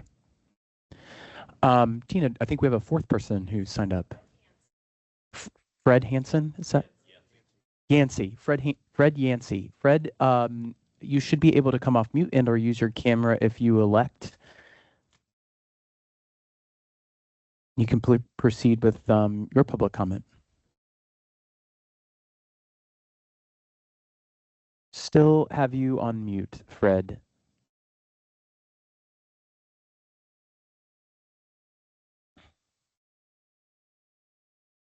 Oh, I figured out finally which button hit. There you go. We can hear you loud and clear. Please proceed. Thanks for being here, Fred. Yeah, excuse my voice. Fred Yancey, thank you all for the work you're doing in this area. My question concerns the Medicare drug pricing program, and I truly hope there's follow-up on this topic. I have heard, and again, I don't know this for a fact, that it really is more public relations hype than reality. I would really like to see some data in terms of what prices were before and what prices are now. The press reports, kind of indicate that there'd be substantial sort of decreases in prices, but I've been told that they're no different than if I was in a program like GoodRx as an example. So I certainly hope more data is forthcoming on this program to show the net effects. Thank you very much. Thank you so much, Fred. We're grateful for your public comment and your inquiry. I think one of the things that we committed to the board, staff did as part of the presentation, was to take a look at those sort of initial pricing and then what has changed and the Medicare price realm of those initial round of drugs and then the continued round of drugs that continue to come online. So that is certainly a follow-up for us as a agency and a division, and grateful for your inquiry and for your contribution. Dina, are there any others for public comment? Great. Last call for anyone in the room for public comment? Good. All right. Well, with that, I think we will round us out for close. Our next meeting will be on April 16th at 9 a.m. and we'll be back here in the same format, in person and or in Teams. Dave, any final comments before we go home? I'm just realizing, Chair Moran, that I think the script I gave you said 9 a.m., but it's really 9:30. Oh, perfect. It's an unusual start time for us, but it is a little later than usual. So again, 9:30 on. Maybe you wrote that for the people that need to be here early. Yeah. Well, it's traditionally 9. I think I just forgot to update that field. But yes, we'll go with staff will be here at 9, and then the meeting will be at 9:30. Just a preview of a couple of preview of coming attractions, if you will. Stella will be back with hopefully the final versions of the 4 resolutions she presented today. She'll describe any feedback that was received as part of the stakeholdering process and any adjustments that were made as a result of that, if there are any adjustments, and we'll ask you to take action on those resolutions at the next board meeting. Though, if there's anything to report out from the difference between today's last day of session and the governor's action on bills in the budget, we'll report out on that. I think this morning I said Stella was going to do her rulemaking briefing, but instead she introduced policy resolutions. Next month, she'll actually do the rulemaking briefing. I think I got my months mixed up. And then we will also have a presentation that reminds everyone about the rate renewal process for the medical plans that we will be going through the next couple of months. So we try to remind people of that process in April, and then we all experience it in May, June, and July. And then Jean or Travis will be back with more on where we are from an IT standpoint. So that's just a little bit of next meeting. Board, any other thoughts, comments, or feedback? Yeah, I have one question. I think last at the retreat, maybe we saw some slides, and we've seen them in the past. It talks about the lengthy process to go out to bid. Are we on a track now to do that? Sort of. I can answer that one now, Harry. We are working on the benefits 24/7 IT work, and at a certain point, we will have made enough progress on the various aspects that need to be done for that entire project. The project end being defined as the 834 files are out of benefits coming out of benefits 24/7 instead of pay one. When we are at a sufficient enough point in progress on that, we will then be able to turn towards releasing a procurement. So while we were working on this IT piece, there are staff at the agency that are working on procurement documents for when that day comes, because that day will come sooner rather than later. And so we want to be ready for that and not say, oh, we've reached the milestones in the IT project. Now let's turn to working on a procurement document. We're walking and chewing gum at the same time and being prepared, but we won't be able to release any sort of procurement until we've made sufficient progress on our plumbing. My recollection is we were looking at maybe plan year 29. That is the current earliest trajectory for hosting the procurement, awarding contracts, negotiating contracts, implementation. Yeah, implementation. The earliest date is January 1, 2029. And I know you guys are doing great work, and I applaud everybody on the staff. And I just hope that, we just slip to 30. Yeah. Thanks. That's why we're working on the documents in conjunction with the project, so that there is minimal time difference between reaching project milestones and releasing a procurement. And one of the reasons we want to have the benefits 24/7 updates on a monthly basis is so there's transparency with the board of understanding the progress that's being made there, and so that we can continue to keep the shared goals, because the agency has the same goals as the board, as to ensure that we get to a place where we can actually be in a situation of procurement and want that to be in a foundations that's successful. So that's one of the other reasons. So I appreciate you asking that, and welcome it every month too. Yeah. Well, did Tom have another? Tom? Yes, I do have one question. I read, I'm not exactly sure where, but in the Senate budget, I might have these reversed. In the Senate budget, the Medicare carve-out was to remain the same at $183, but in the House budget, it was going to be reduced to 151 or 153.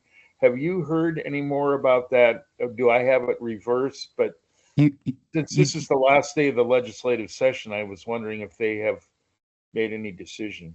You do have it reversed. It was the Senate version that reduced the subsidy, and in the final conference budget, which is the one that should be passed, there will be no changes to the subsidy. It will remain at the $183 level. Thank you.